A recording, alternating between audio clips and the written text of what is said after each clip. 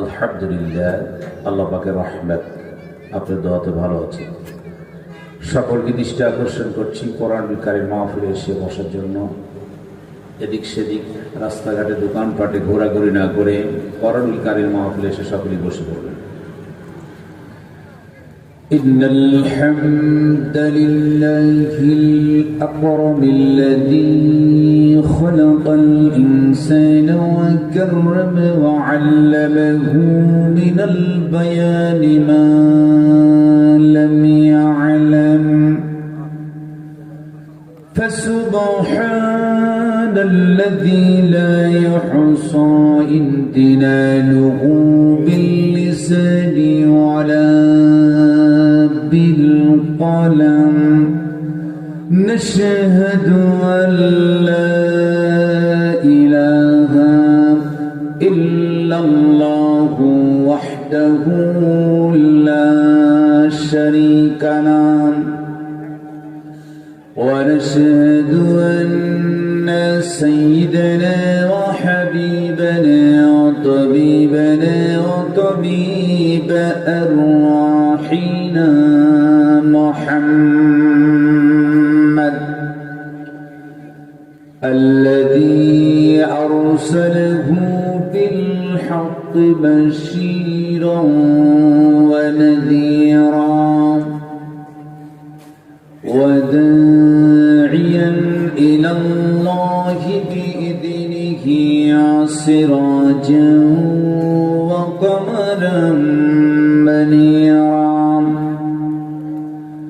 فقد قال الله تعالى في كلامه المجيد وفرقانه الحميد أعوذ بالله من الشيطان الرجيم بسم الله الرحمن الرحيم ومن يطع الله والرسول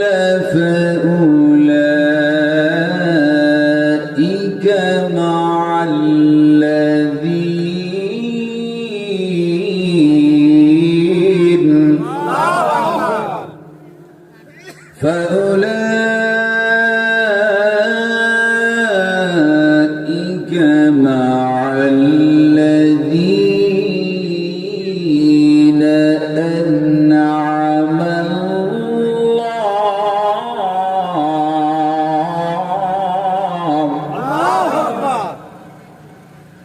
أنعم الله عليهم من النبيين والصديقين والشهداء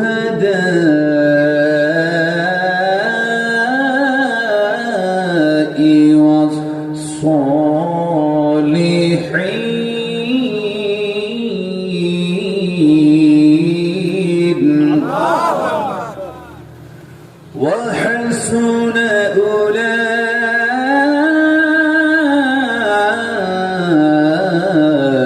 أولئك رفيقا الله أكبر بسم الله الرحمن الرحيم ما كان محمد أبا أحد من رجالكم ولا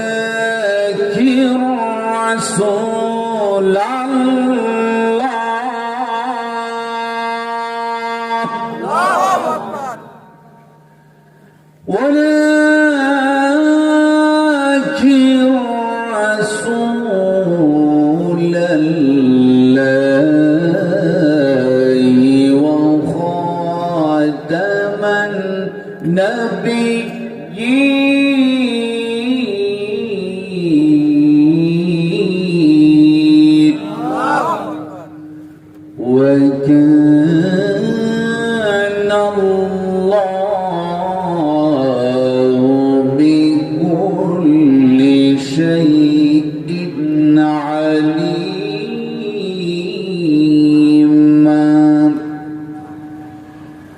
وقال الله تعالى في شان حبيبي إن الله وملائكته يصلون على النبي يا أيها الذين آمنوا صلوا عليه وسلموا تسليما. اللهم صل على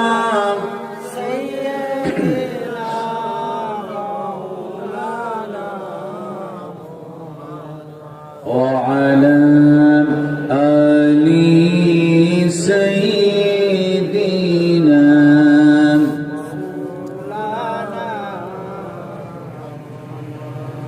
মনটা যদি হইতো প্রবল হাওয়া,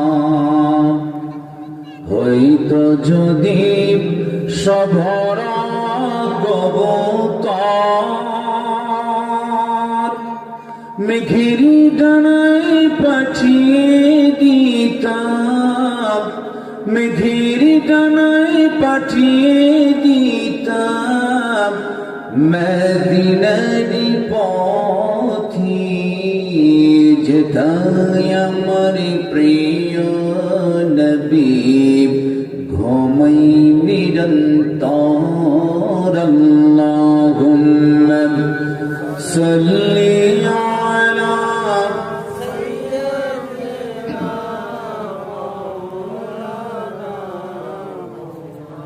ওয়া আলা আলি সাইয়্যিদিনা।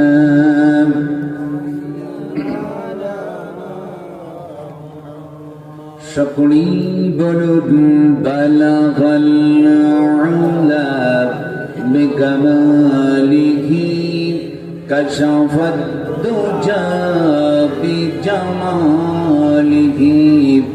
حسنت جميع خصاله سلام ফুলাই ফুলতো বুলবুল কা তরন্নুম भी न हो, जमन दहन में कलियों का तबस्सुम भी न हो। बलागल उला बिकमालिही कशफत दुजा बिजमालिही हसनत जमीअ खसालिही सल्लम। একটু জিকির করুন লা ইলাহা ইল্লাল্লাহ, লা ইলাহা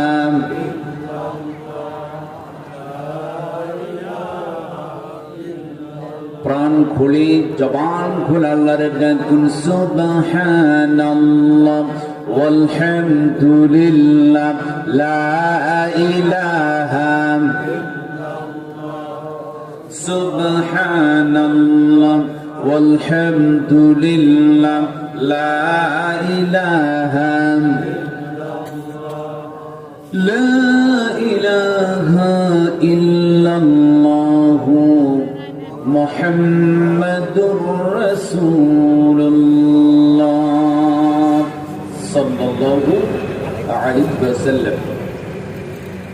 উপস্থিত পাবনা জেলার ঈশ্বরদী থানার অন্তর্গত ভবানীপুর যুব সমাজ ও এলাকাবাসীর উদ্যোগে আজকের ইসলামী জালসার সম্মানিত সভাপতি, ভবানীপুর কেন্দ্রীয় জামি মসজিদের সাবেক খতিব হযরত মাওলানা মোহাম্মদ শরীফুল ইসলাম সাহেব মুদ্দাজির আলী সহ বিশেষ অতিথিবৃন্দ, বিশেষ করে আমার পূর্বক্ষণ পর্যন্ত যিনি আলোচনা রেখে ধন্য করেছেন,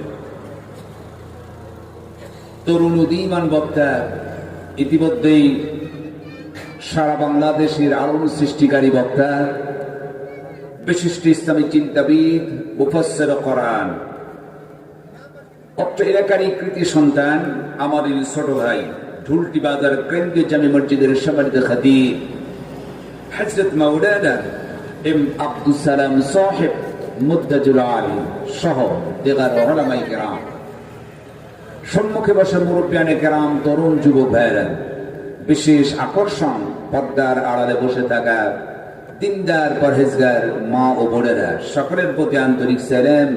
আসসালামু আলাইকুম ওয়া রাহমাতুল্লাহি ওয়া বারাকাতুহু।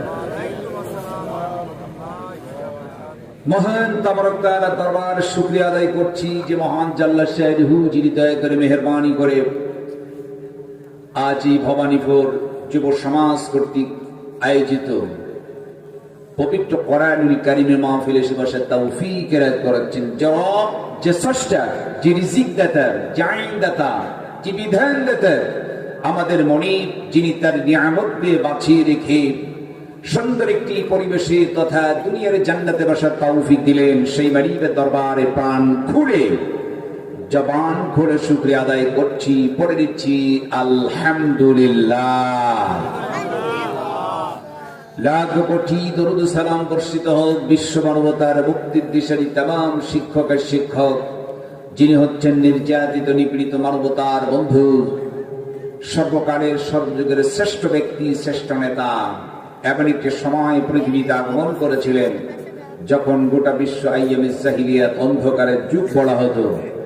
মানুষ বংশে মারামারি, কাটাকাটি, রাহাজানি, ব্যভিচার আর সন্ত্রাসীতে লিপ্ত ছিল। নারীদের কোনো ইজ্জত ছিল না। কন্যা সন্তান জন্মগ্রহণ করলে জীবিত কবর দেওয়া হতো। ঠিক তেমনি সময় বিশ্ব নেতা তিনি পৃথিবীতে এসে পথহারা মানুষের হাত ধরে সত্যের পথ দেখালেন। নির্যাতিতা, নিপীড়িতা মা বোনদেরকে সম্মানের আসলে বসিয়ে দিলেন। সেই নবীর প্রতি ভক্তি ভরে মহব্বতের সহিত আমরা দরুদ প্রেরণ করছি, পড়ে নিচ্ছি সাল্লাল্লাহু আলাইহি ওয়াসাল্লাম। আলোচনার সূচনাতে আমি আপনাদের কাছে জানতে চাই যে রব, যে স্রষ্টা, হায়াত বৃদ্ধি করে শরীর সুস্থ রেখে আজকের এই ভবানীপুর যুব সমাজ কর্তৃক আয়োজিত আল্লাহর কালাম কোরআনুল কারীম থেকে আলোচনা করার এবং আপনাদের শোনার জন্য বসার তৌফিক দিয়েছেন, বসতে পেরেছেন, এজন্য সকলেই খুশি না বেজার? আসতে নয়, জোরে বলতে খুশি না বেজার? কোরআনুল কারীম মাহফিলে বসতে লস না লাভ? কম না বেশি লাভ? বেশি লাভ। শেষ পর্যন্ত থাকতে সকলে কি রাজি আছি? বলেন ইনশাআল্লাহ। আল্লাহ কবুল করুন, সকলেই বলুন আমিন। আমার ভাইরা, আমরা আখিরি মোনাজাত করে বাড়িতে ফিরব। সেই সঙ্গে কমিটির পক্ষ থেকে আমি আপনাদেরকে দাওয়াত দিচ্ছি, সেটা হচ্ছে আমার পরে বড় হুজুর আছে, অর্থাৎ তাবারকের ব্যবস্থা। আমরা তাবারক নিয়ে আখিরি দোয়া করে তাবারক নিয়ে ফিরব ইনশাআল্লাহ। দোকানপাটে, রাস্তাঘাটে যে ভাইয়েরা আছেন, ছুটি নিয়েছিলেন, চা খেলেন, বাদাম খেয়েছেন, বিস্কিট খেয়েছেন, জিলাপি খেয়েছেন, আমি আপনাদের অনুরোধ জানাই, আর কোনদিন এই মাহফিল আপনাদের ভাগ্য হবে এর কোনো গ্যারান্টি নেই। আপনি যে বসে পড়ুন, দোয়াতে শরীক হবেন। মাহফিলের মধ্যে বসলে, যেখানে আমরা বসে আছি, আল্লাহ পাকের রহমত বর্ষিত হবে। সুবহানাল্লাহ। আমরা তো গ্রামের ছেলে, এলাকা গ্রাম, পল্লী এলাকা। আমাদের দেশের মায়েরা দেখবেন মুরগি পালে কি পালে না? মুরগির যখন বাচ্চা ফোটায় দেখবেন পেটের নিচে কিছু ডিম দেওয়া থাকে, ওই ডিমের উপর মুরগি বসে থাকে, তা দিতে থাকে। এখন মুরগির পেটের নিচ থেকে যে ডিমটা বাহিরে চলে যায়, ওইটা মনে হয় ফুটফুটে বাচ্চা হয়। ওইটা কি বাচ্চা হয়? ওইটা কি হয়ে যায়? কাঞ্চি হয়ে যায়। আচ্ছা, কাঞ্চু হয়ে গেল, বাচ্চা ফুটলো না, ওই ডিমটি যদি ভাঙা যায় সুঘ্রাণ বের হবে। বের হবে কি? যে ডিমটি পচে দুর্গন্ধ হয়, কাজু হয়ে যায়, ডিমটি কি হয়? একদম দুর্গন্ধ, ভাঙলো এলাকায় থাকা যায় না। ঠিক তেমনি ভাবে মুরগির পেটের নিচে যেগুলা ছিল সুন্দর ফুটফুটে বাচ্চা হলো, বাহিরে যেটা চলে গেল সেটা কাজু হলো, পচা নষ্ট হয়ে গেল। আজকের মাহফিলে যারা বসেছেন, আল্লাহ রহমতের মধ্যে বসেছেন, যারা মাহফিলে এসে মাহফিলে না বসে দোকান পাটে অযথা ঘোরাঘুরি করছে, বুঝতে হবে ওরা হচ্ছে কাজু, ডিম, পচা, দুর্গন্ধযুক্ত। কথা বলেন ঠিক কিনা? ওদের কোনো মূল্য নেই। যারা শুয়ে আছে ভালো, কিন্তু এসে জিলাপি খাইলেন, এইটা খাইলেন, তাও সমস্যা নাই, এসে তো মাহফিলে বসবেন। আমি আপনাদের অনুরোধ জানাই, খামাখায় কেন পচা দুর্গন্ধ হবেন? বসে পড়ুন, হতে পারে আজকের মাহফিল আপনার মুক্তির উপায় হয়ে যেতে পারে। সুবহান। আমি সূরাতুন নিসার 69 নম্বর আয়াতে কারিমা তেলাওয়াত করেছি। এর উপরই সংক্ষেপে কিছু আলোচনা করি, আখেরি মোনাজাত করবে ইনশাআল্লাহ। বেশি লম্বা চড়া করে আমি আপনাদেরকে কষ্ট দিব না। তার আগে বলতে চাই, এই যে সূরাতুন নিসা, আমি 69 নম্বর আয়াতে কারিমা তেলাওয়াত করেছি, আয়াত নাজিল করেছেন কে? আল্লাহ। আরো জোরে বলেন কে? আল্লাহ। আচ্ছা, কোরআনুল কারীমের মধ্যে কোনো প্রকার কি ভুল আছে? কোনো সন্দেহ আছে? কোনো সন্দেহ নেই। কারণ আল্লাহ রাব্বুল আলামিন বলেছেন, যালিকাল কিতাবু লা রাইবা ফীহি, এমন একটি কিতাব যার মধ্যে কোনো প্রকার সন্দেহ নাই। জোরে বলুন সুবহান। আমার মায়ের অনেক কষ্ট করে এসেছেন, সব জায়গায় মায়েদের সমাগম সবচাইতে বেশি। আমার মনে হয় আপনাদের চাইতে মায়েরা মনে হয় বেশি আছে। অনেক মায়ের আছে, মায়েদের ব্যাপারে কথা বলবো ইনশাআল্লাহ। অনেক জায়গায় মায়েরা অভিযোগ করে, হুজুর আমাদের ব্যাপারে কিছুই বলেন না। অবশ্যই মায়েদের ব্যাপারে কথা বলবো, যুব সমাজদের ব্যাপারে কথা বলবো, সমাজের ব্যাপারে কথা বলবো। সর্বোচ্চ একটি ইঙ্গিত দিয়েই আখির মোনাজাত করবে ইনশাআল্লাহ। আমার ভাইরা, এই কোরআনুল কারীম নাযিল করেছেন আল্লাহ। কোরআনকে আল্লাহ পাক তার বান্দার জন্য তিনি সহজ করে দিয়েছেন। সুবহান। আমরা পড়ি, আমাদেরকে খুব কঠিন মনে হয়। রাসূলের কাছে কোরআন এলো, হুজুর মুখস্থ করতে একটা হরফে যেন বাদ না পড়ে যায়, খুব তড়িঘড়ি করতে আল্লাহর খুব মায়া লেগে যেত। আল্লাহ রাব্বুল আলামিন নবীজির কোরআন মুখস্থ করা দেখি খুবই মায়া লেগে যেত। আমার রব, আমার আল্লাহ বললেন, লা তুহাররিকি বিহি লিসানাকা লিতা'জালা বি। জোরে বলুন আল্লাহু আকবার। আমার নবী আল্লাহ ডেকে বললেন, আমার হাবিব, আমার বন্ধু, কোরআনুল কারীম মুখস্থ করার জন্য খুবই তড়িঘড়ি করার দরকার নাই, পেরেশানি হওয়ার কিছুই নাই। আপনি শুধু জিহ্বাটা সঞ্চালন করবেন, আর মুখস্থ করিয়া দেওয়ার দায়িত্ব আমি আল্লাহর। সুবহান। জিহ্বা মানবেন, মুখস্থ করে দেব আমি আল্লাহ। আল্লাহু আকবার। কোরআনকে আল্লাহ পাক সহজ করেছেন, যার কারণে দেখি বিভিন্ন ধর্মের লোকেরা এক এক কিতাব, বেদ বলেন, বাইবেল বলেন, গীতা বলেন, মহাভারত, রামায়ণ বলেন, অথর্ববেদ বলেন, সামবেদ বলেন না কেন, এই পৃথিবীতে কোন ধর্মের কোন কিতাবের একটাও হাফেজ আপনি খুঁজে পাবেন না। কিন্তু আল্লাহর কালাম বিশাল, এই কোরআনুল কারীমের হাফেজ বাংলাদেশে লক্ষ লক্ষ আছে কি নাই? আছে কি নাই? তার মানে আল্লাহ কোরআনকে তিনি সহজ করে দিয়েছেন। সুবহান। যে কোরআন আকর্ষণীয় একটি কিতাব, খুবই আকর্ষণীয় কিতাব। কোরআনের সংস্পর্শে যেই আসে সেই হিদায়াত পেয়ে যায়। সুবহান। যারা কোরআনকে পরিত্যাগ করেছে তারা গোমরাহ হয়েছে, আল্লাহর গজবে নিবেদিত হয়েছে। কথা বলা ঠিক কি না? কোরআনের কাছে যারা আসছে তারা ইসলাম কবুল করলো।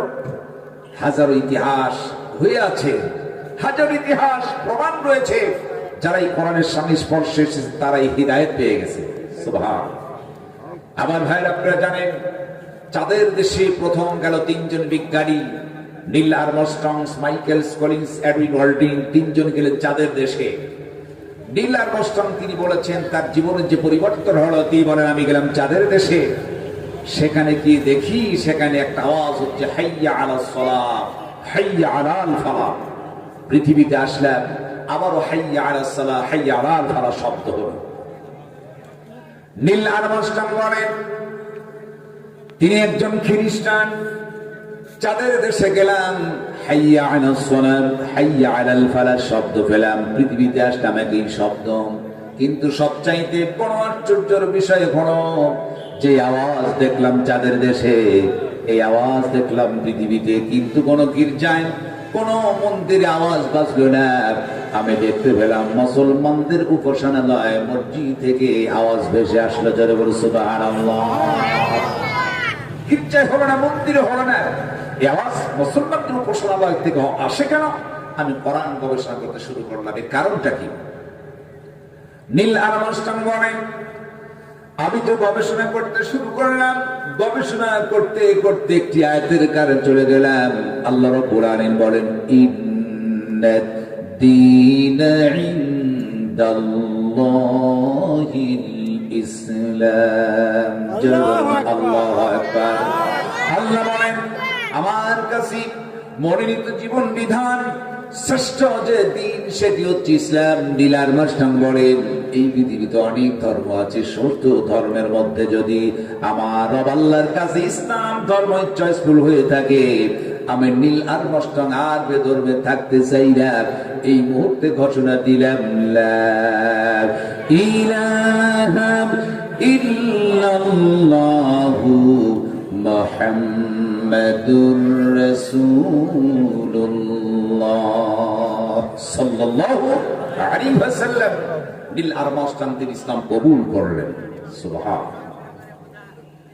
আমার ভাইয়েরা, এরপর চলে যান, সামান্য একটি ইঙ্গিত দিয়ে যাই। যিনি হচ্ছেন ক্যাস স্টিভেন, তিনি একজন খ্রিস্টান, তার জীবনে একটা পরিবর্তন এলো। ক্যাস স্টিভেন তিনি ছিলেন একজন শিল্পী, গোটা পৃথিবীর মানুষকে গান গিয়ে 42টি বছর পাগল করলো। একদিনের জন্য তিনি পাগল হয় নাই, তিনি তার ইতিহাসে লিখল। আমি চলে গেলাম লন্ডন ইউনাইটেড কমপ্লেক্স ভবনে, একটা কনসার্ট হবে, গান হবে। লিফটে 13 তলায় উঠেছি, 20 জন উলঙ্গ নারী মদের বোতল নিয়ে মদ পান করবে, ওরা নৃত্য করবে, আমি গান গাইব। হঠাৎ করে একটা আওয়াজ এলো আমার কানের মধ্যে, আমি বড় আশ্চর্য হলাম। এত সুন্দর গান আমার জীবনে কোনোদিন শুনি নাই। 42টি বছর ধরে গান গাইলাম, একদিনের জন্য পাগল হই নাই। কে আমার পাগল বানালো? গানটা গাইলো কে?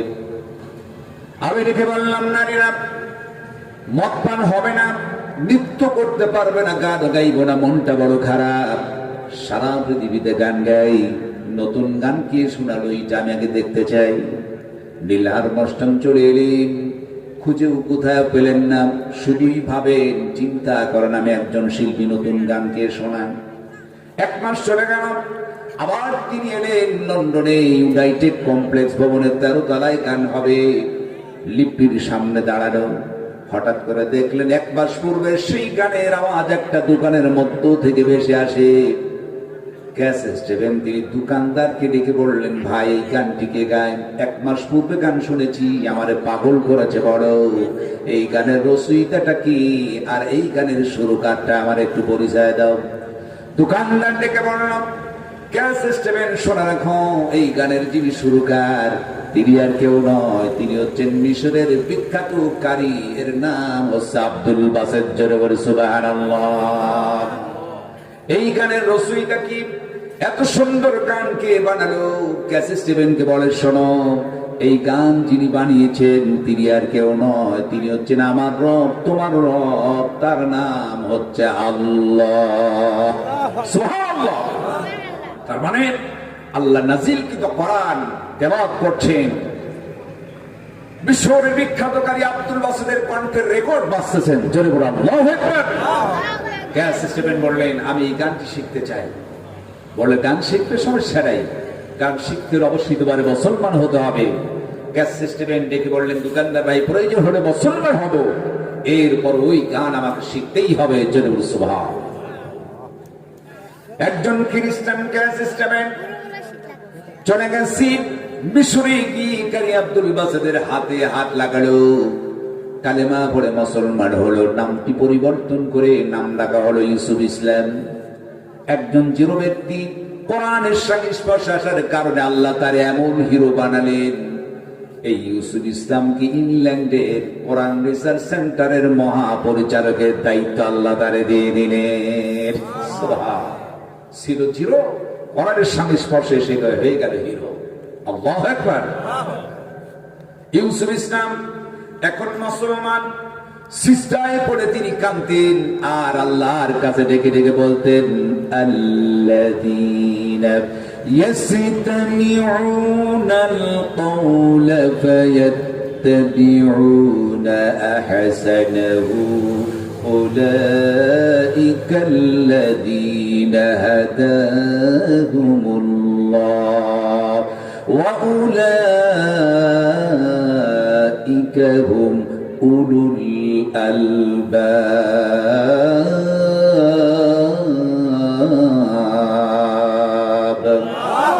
আল্লাহ রাব্বুল আলামিন এই আয়াতে কারিমার মধ্যে বলেন, আল্লাযীনা যারা ইয়াসতামিউনাল কওলা, যারা শ্রবণ করলো, আহসানাহু উত্তম কথা, ভালো কথাটা শুনলো আর সেইটাকে মেনে নিল।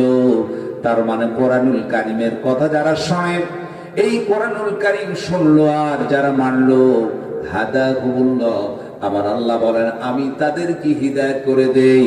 2 নাম্বার ওয়া উলুল আলবাব, আর এরাই হচ্ছে প্রকৃতপক্ষে বুদ্ধিমান, এরাই সবচাইতে শ্রেষ্ঠ। জোরে বলো সুবহানাল্লাহ। আমার ভাইয়েরা, এই পৃথিবীর মধ্যে কলেজ ইউনিভার্সিটি কি ডিগ্রি দিয়েছে অনেক বিষয়ে, ডাক্তার হলেন, ইঞ্জিনিয়ার হলো, ম্যাজিস্ট্রেট হলো, উকিল হলো, অনেক বিষয় নিয়ে তারা লেখাপড়া করলো। এরা মন করলো বুদ্ধিমান, আল্লাহ বুদ্ধি দিয়েছেন। আল্লাহর বুদ্ধি দিয়ে মানুষ আজকে অনেক কিছু আবিষ্কার করে। সর্বপ্রথম আমরা দেখেছি অনেক আগে আবিষ্কার হলো বেতার, অর্থাৎ রেডিও। যখনই রেডিও ছিল, রেডিওর মধ্যেই ভলিউম যখন চাপা হয়, ঢাকা থেকে রাজশাহী, খুলনা, বিভিন্ন জায়গা থেকে গান গায়, এখানে ভলিউম দিলেই শোনা যায়। কথা বলে ঠিক কি রে?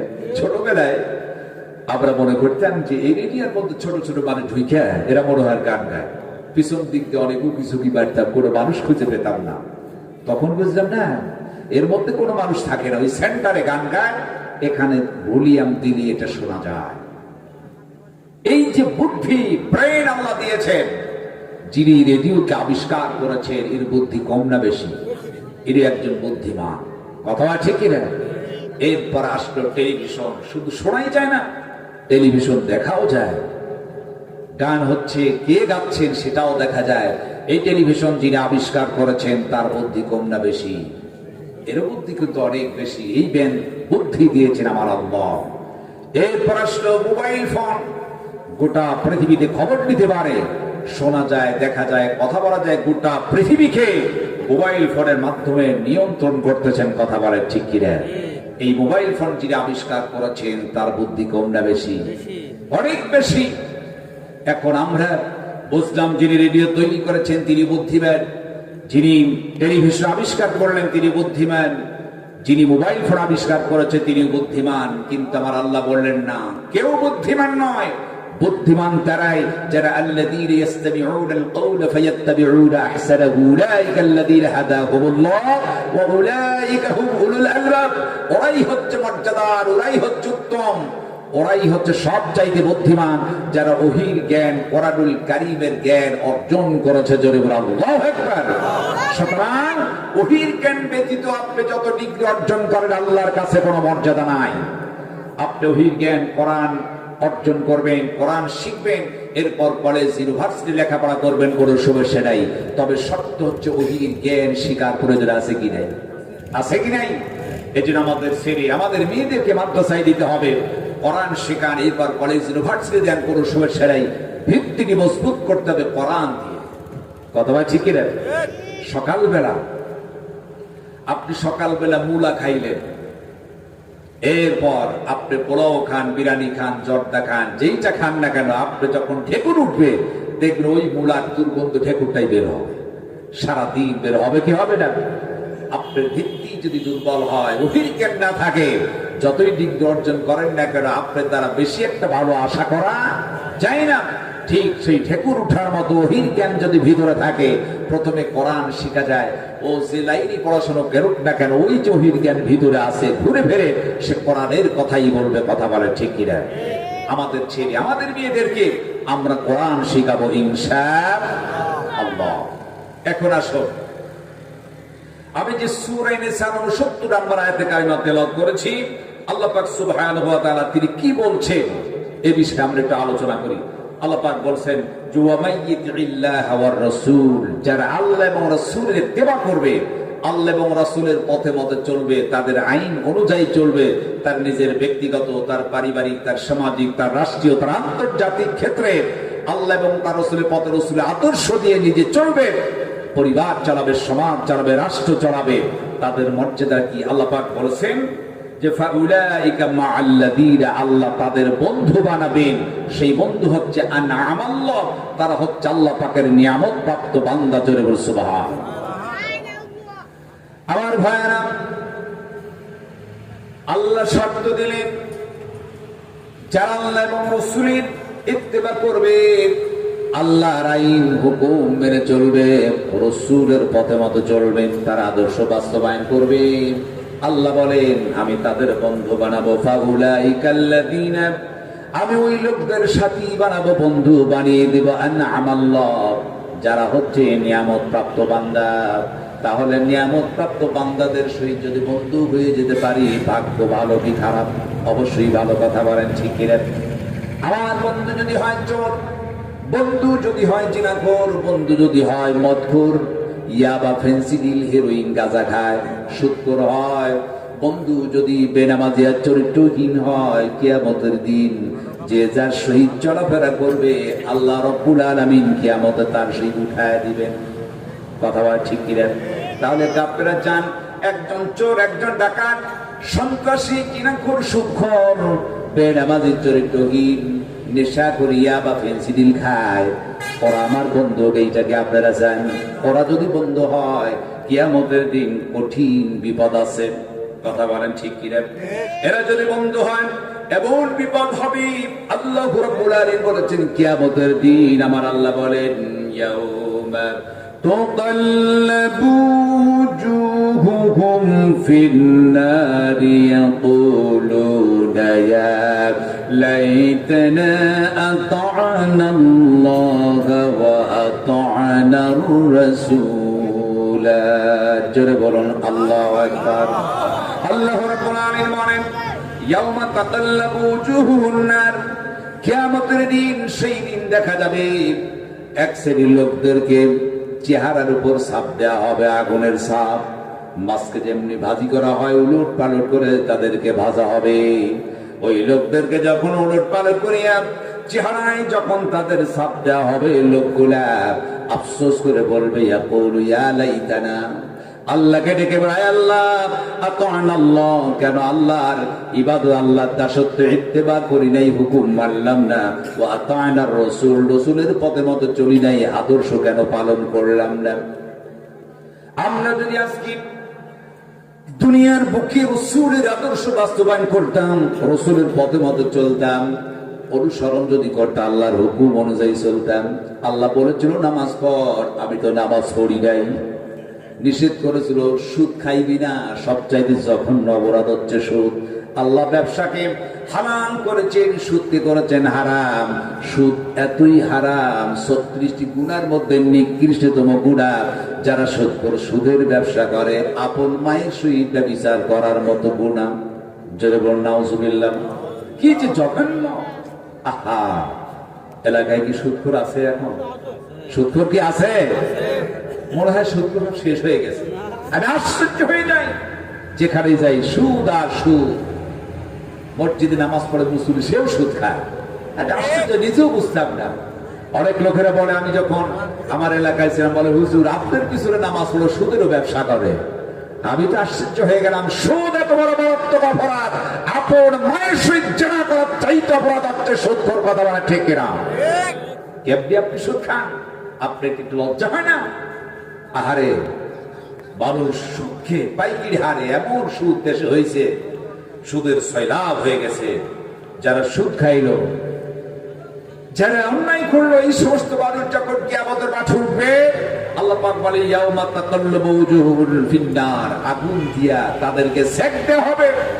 চেহারায় উলট পালট করে মাছকে যেমনি ভাজি করা হয় সেমনি করে ভাজি করা হবে। তখন ওরা বলবে ইয়াকুলু ইয়া লাইতানা, আফসোস করবে হায় আমার রব, আতা'না আল্লাহ, কেন আল্লাহর ইত্তেবা করি নাই, হুকুম মানি নাই, ওয়া আতা'না রাসূল, কেন রসুলের পথে পথে আমি চললাম না, আমি খেয়েছি সুদ, আল্লাহ হুকুম করে নামাজ পড়া, আমি নামাজ পড়ি নাই, আমি তো সুদ খেয়েছি, আমি মিথ্যা কথা বলেছি, আমি ইয়াবা খেয়েছি, ফেনচেরিল খেয়েছি, হেরোইন খেয়েছি, নেশা দ্রব্যের মধ্যে ডুবেছি, আমি সন্ত্রাসী করেছি, দেশের মধ্যে অন্যায় করেছি, আজকে কঠিন বিপদগ্রস্তের মধ্যে পড়েছি।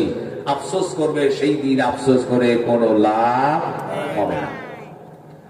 আল্লাহ রাব্বুল আলামিন বলেন, এদের মুখে যখন তাপ দেয়া হবে, উলট পালট করে যখন পুরানো ভাবে আফসোস করে বলবে আল্লাহ রসুলের ইত্তেবা কেন করলাম না, আবার আল্লাহ কোনো কিছু সেই দিন শুনবেন না। এরপরে ওই বান্দাগুলো আফসোস করে আবারও বলবেন ওয়াকালু রাব্বানা ইন্না আতা'না সাদাতানা ওয়া কাবরানা ফাআদাল্লুনা সাবিলা।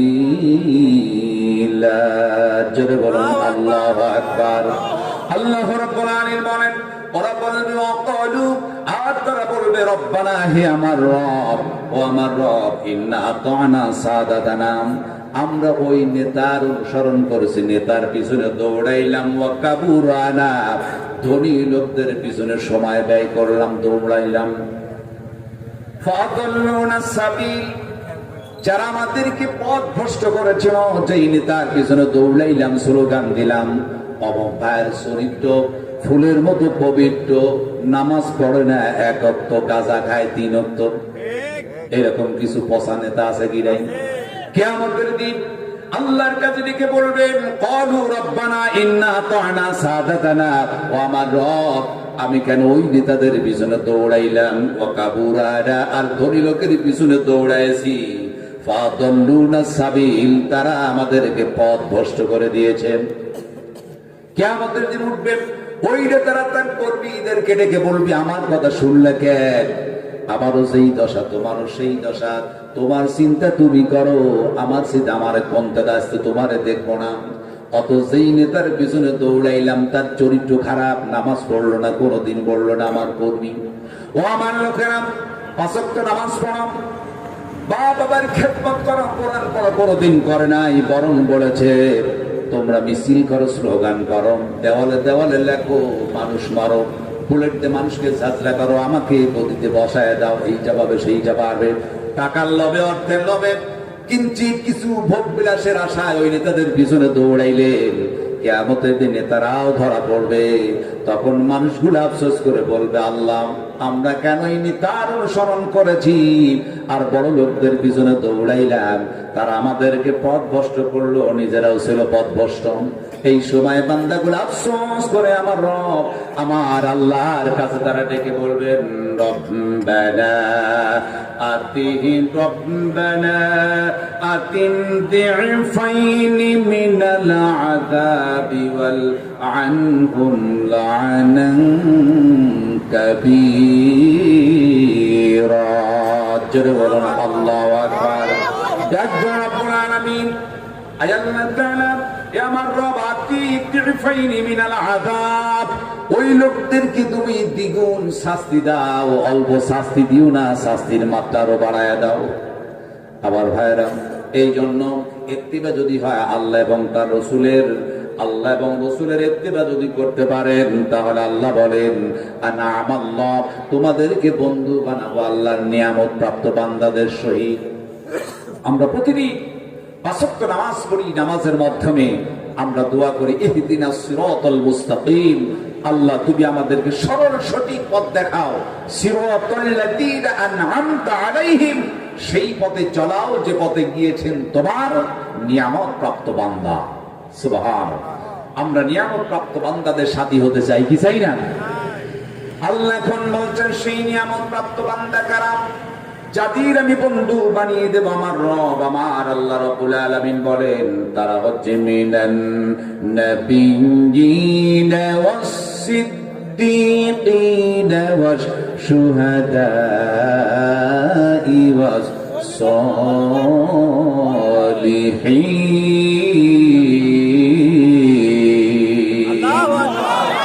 আল্লাহ রাব্বুল আলামিন বলেন বান্দারে নিয়ামত প্রাপ্ত বান্দার মধ্যে এক নাম্বার মিনান নাবিয়্যিন, তারা হচ্ছে নবী, ওয়াস সিদ্দীকিন, তারা হচ্ছে সত্যবাদী, ওয়াস শুহাদা, যারা আল্লাহর রাস্তায় শহীদ হয়, ওয়াস সালিহিন, আল্লাহর নেককার যারা বান্দা এরা তোমার সাথী হবে। আমার ভাইয়ের এক নাম্বার নবী যদি আমাদের সাথী হয়ে যায় এর চাইতে সৌভাগ্য আর কিছু হতে পারে? কারণ কিয়ামতের দিন নসিবতের সময় আমার নবীজি তিনি সুপারিশ করবেন। নবীজি আমার সেই দিন একবার মিজানের পাল্লায় চলে যাবেন। আমার নবীজি আমার জাহান্নামের দরজায় যাবেন, কোন সিরাতের কাছে যাবেন, তার একটা উম্মত জাহান্নামে না যায়। নবীজি যখন মেরাজে গেলেন, মেরাজে গিয়ে দেখতে পেলেন জান্নাতের মধ্যে অসংখ্য চেয়ার সাজানো আছে, খুবই মূল্যবান। নবী আমার বললেন ইয়া আখি জিবরাইল, এই যে চেয়ার গুলা দেখা যায় চেয়ার গুলা কাদের? বলে এক একজন নবীর জন্য আল্লাহ তৈরি করেছেন। নবী আবার লক্ষ্য করে দেখলেন এর মধ্যে লম্বা চড়া একটা দামি চেয়ার দেখা যায়। জিবরিল গো, সবচাইতে লম্বা চড়া দামি যেটা চেয়ার দেখা যায় নিঃসন্দেহে আমার রব আমার জন্য এইটা মনে হয় তৈরি করেছেন। জিবরিল আমিন বললেন ইয়া রাসূলুল্লাহ, লম্বা চড়া যেই চেয়ারটি তৈরি করে এখানে রেখেছেন এইটা আপনার জন্য নয়, এটা হচ্ছে জাতির পিতা হযরত ইব্রাহিম আলাইহিস সালামের জন্য তৈরি করা হয়েছে। নবী বললেন জিবরাইল, তাহলে আমার চেয়ার কোনটি? এক একজন নবীর জন্য একটা চেয়ার, লম্বা চড়া চেয়ারটা জাতির পিতা ইব্রাহিমের, আমার চেয়ার কই? জিবরাইল বললেন হুজুর এই জান্নাতের মধ্যে যতগুলা চেয়ার দেখছেন আপনার কোনো চেয়ার নাই। বলে কেন, আমার চেয়ার কোথায়? জিবরাইল বলেন হুজুর আপনার চেয়ার জাহান্নামের দরজায় আল্লাহ দিয়েছেন। কেন গো জিবরাইল? জান্নাতের মধ্যে সমস্ত নবী এবং রাসূলদের চেয়ার থাকলো, আমার চেয়ার জাহান্নামের দরজায় কেন? দেখুন ইয়া রাসূলুল্লাহ, আপনি উম্মতের পাগল, আপনি তাদের মুক্তি চান, এই জন্য আমার রব জাহান্নামের দরজায় চেয়ার তৈরি করেছেন যাতে আপনি তাদের সুপারিশ করেন, একটা উম্মত যাতে জাহান্নামে না যায়। জোরে বলো সুবহানাল্লাহ। সেই নবী কান্ডারি নবী যিনি আমাদেরকে কত ভালোবাসেন আর আমরা নবীকে কত ভালোবাসলাম। আজকে আমি বুঝাতো আমরা নবীকে কত ভালোবেসে অনুসরণ করলাম, নবী আমাদের কত আকে ভালো আছে একটু দেখি। নবী পাগল পারা হবেন, আমরা নবীর জন্য কিছুই করলাম না, এরপর আমরা লিখলাম আশিকে রাসূল, কিন্তু নবীর উপর দুশমনেরা যখন কলঙ্ক লেপন করে, এক শ্রেণীর মানুষেরা স্লোগান দেয়, মিছিল দেয়, যারা আশিকে রাসূল দাবি করে একটাও পাওয়া যায় না মাঠে ময়দানে। কথা বলেন ঠিক কিনা? শুধু দেওয়ালে দেওয়ালে লিখলেই আশিকে রাসূল হয় না। আশিকে রাসূল যারা রক্ত দেয়, জীবন বিলিয়ে দেয়, তারাই হয় আশিকে রাসূল। কথা বলেন ঠিক কিনা? আমার নবীর জন্য সাহাবীরা কি ইত্তেবা করেছেন? ওয়া মাইয়াতিল্লাহ ওয়া রাসূল, আল্লাহ এবং রাসূলের ইত্তেবা কারে কয়? আমরা শুধু সুন্নাত মানি, মিষ্টি খাওয়া যেখানে আছে ওই সুন্নাত, সহজ সুন্নাত। কথা বলে ঠিক কিনা? বিসওয়াক করা সুন্নাত, মিষ্টি খাওয়া সুন্নাত, সেইটা পালন করি। কিন্তু আমার নবী হেলমেট পরেছেন, লোহার প্যারাক মাথায় ঢুকলো, দান্দান মোবারক শহীদ হলো, গোটা শরীর রক্তে রঞ্জিত হলো, জিহাদে তিনি নেতৃত্ব দিলেন, ওই সুন্নাত আমরা পালন করতে চাই না। কথা বলে ঠিক কিনা? আমার ভাইরা, সাহাবী যারা ছিলেন রাসূলের কি ইত্তেবা করেছেন। নবীজি যখন ইসলামের দাওয়াত দিচ্ছেন প্রাথমিক যুগে, আবার নবীজি যখন দাওয়াত দিচ্ছেন সাফা পাহাড়ের নিচে আসলেন, সেই যুগের মক্কার ছোট নেতাদেরকে ডাক দিলেন, দ্বীনের দাওয়াত দিবে। আপন চাচা আবু লাহাব এলো, গ্রামের চাচা আবু জেহেল, উতবা, সাইবা সকলে এলো। নবী আর বললেন চাচা গো, আমি এই জন্য ডেকেছি, আপনাদের জন্য একটু খাওয়ার আয়োজন করলাম, খাবেন না? নবী জানতেন এরা হচ্ছে খাওয়ায় পাগল, খাওয়া দিলে আগে। আমাদের এই দেশে থেকে এক শ্রেণীর লোক আছে, খাওয়া আছে যেখানে ওরাও আছে সেখানে। কথা বলে ঠিক কিনা? খাওয়া নাই, টাকা নাই, যাবে না, খাওয়া আছে, টাকা আছে, ওরা আছে সেখানে। কথা বলা ঠিক কিনা? রাসূল বলেছেন যার কারণে কাফেরদের খাবার ব্যবস্থা করলেন। খাবার যখন সামনে দেওয়া হলো, আবু লাহাব উতবা সাইবা মুগীরা তৃপ্তির সহিত খাইল। নবী আমার বললেন, চাচা কেমন খাওয়া হলো? আবু লাহাব বলে, ভাতিজা চমৎকার খাইলাম, বলো কি সাই থেকে আর ভালো খাবার হয়? এমন সময় নবী বললেন, চাচা আমি তো একটা কথা বলার জন্য ডেকেছি, আমি কি বলবো নাকি? বলে, হ্যাঁ বলো। ও চাচা শোনো, এই যে সাফা পাহাড়ের চূড়ায়, সাফা পাহাড়ের গোড়ায় বসে এরই অপোজিটে একদল শত্রু বাহিনী অপেক্ষা করছে, হঠাৎ করে অস্ত্র নিয়ে তোমাদের প্রতি হামলা করে হত্যা করতে পারে, এটা কি তোমাদের বিশ্বাস হয়? আবু লাহাব বলল, অবশ্যই হয়, কেন বিশ্বাস হবে না? নবী বলেন, কেমনি করে বিশ্বাস হয়? বলে, আমরাই তোমাকে আল আমিন, আমরাই তোমাকে সদিকুল আমিন উপহার দিয়েছি। আমরা বললাম তুমি আল আমিন, তুমি বিশ্বাসী, তুমি সদিক, তুমি সত্যবাদী, এইটা আমরাই দিয়েছি। কারণ যদি তুমি সত্যবাদী বিশ্বাসী না হতে, আমরা কখনো তোমার কাছে আমানতের মাল রাখতাম না, তোমাদের কাছে আমানতের মাল রাখতাম না। বিশ্বাস হয় তুমি বিশ্বাসী, তোমার কাছে যে সম্পদ রাখি, সম্পদ কখনো আত্মসাৎ হবে না। তুমি বিশ্বাসী, তুমি সত্যবাদী, তোমার কাছে সম্পদ রেখেছি। আবার রাসূল তার কাছে সম্পদ রেখেছিলেন কাফেরেরা, যদিও তাকে মানত না, একটাই কারণ ছিল, তারা বলতো লাত মানত উজ্জা হবল উট দুম্বা খাম্বা, তারাই হচ্ছে প্রভু। রাসূল বলে, না, আগুনের পূজা হবে না, পাহাড়ের পূজা হবে না, গাছের পূজা হবে না, সূর্যের পূজা হবে না, উট দুম্বা খাম্বা লাত মানত উজ্জা কারো পূজা হবে না। একমাত্র দাসত্বের গোলামি যদি করতে হয়, তার নাম হচ্ছে আল্লাহ। কাফের মুশরিকরা বলল, খাইছে মুহাম্মদ বিন আব্দুল্লাহ, বাপদাদা ধর্মের চুনকারি মেখে নতুন ধর্ম বানিয়েছে, এর কথা শোনা যাবে না, এর কথা শুনবো না। কিন্তু এরপরও আমানত রাখতেন, তাকে বিশ্বাস করতেন। রাসূল কেমন আমানতদারি! কাফেরেরা নির্যাতন করছে, এক পর্যায়ে হত্যা করার ষড়যন্ত্র করলো। মুহাম্মদ বিন আব্দুল্লাহকে হত্যা করতে হবে, নইলে আমরা এই চেয়ারে বসতে পারবো না। রাসূলকে আল্লাহ সংবাদ দিলেন, আমার হাবিব মক্কা থেকে হিজরত করে চলে যেতে হবে মদিনায়। ওরা ষড়যন্ত্র করেছে আল্লাহর নির্দেশে। রাসূল এখন মক্কা থেকে মদিনায় চলে যাবে। ঘরের মধ্যে বসা সাহাবীদেরকে নিয়ে আলীকে বলে, আলী তোমার একটা কাজ করতে হবে, আমি তো মক্কা ছেড়ে মদিনায় চলে যাব, তুমি এখানে আমার চাদর মোড়া দিয়ে শুয়ে থাকবে। সকালবেলা উঠি এই দেশের মক্কা কাফেরদের আমানতের মাল আমার কাছে আছে, প্রত্যেকটি বাড়িতে বাড়িতে তুমি আমানত পৌঁছিয়ে দিবে। জোরে বলো সুবহান।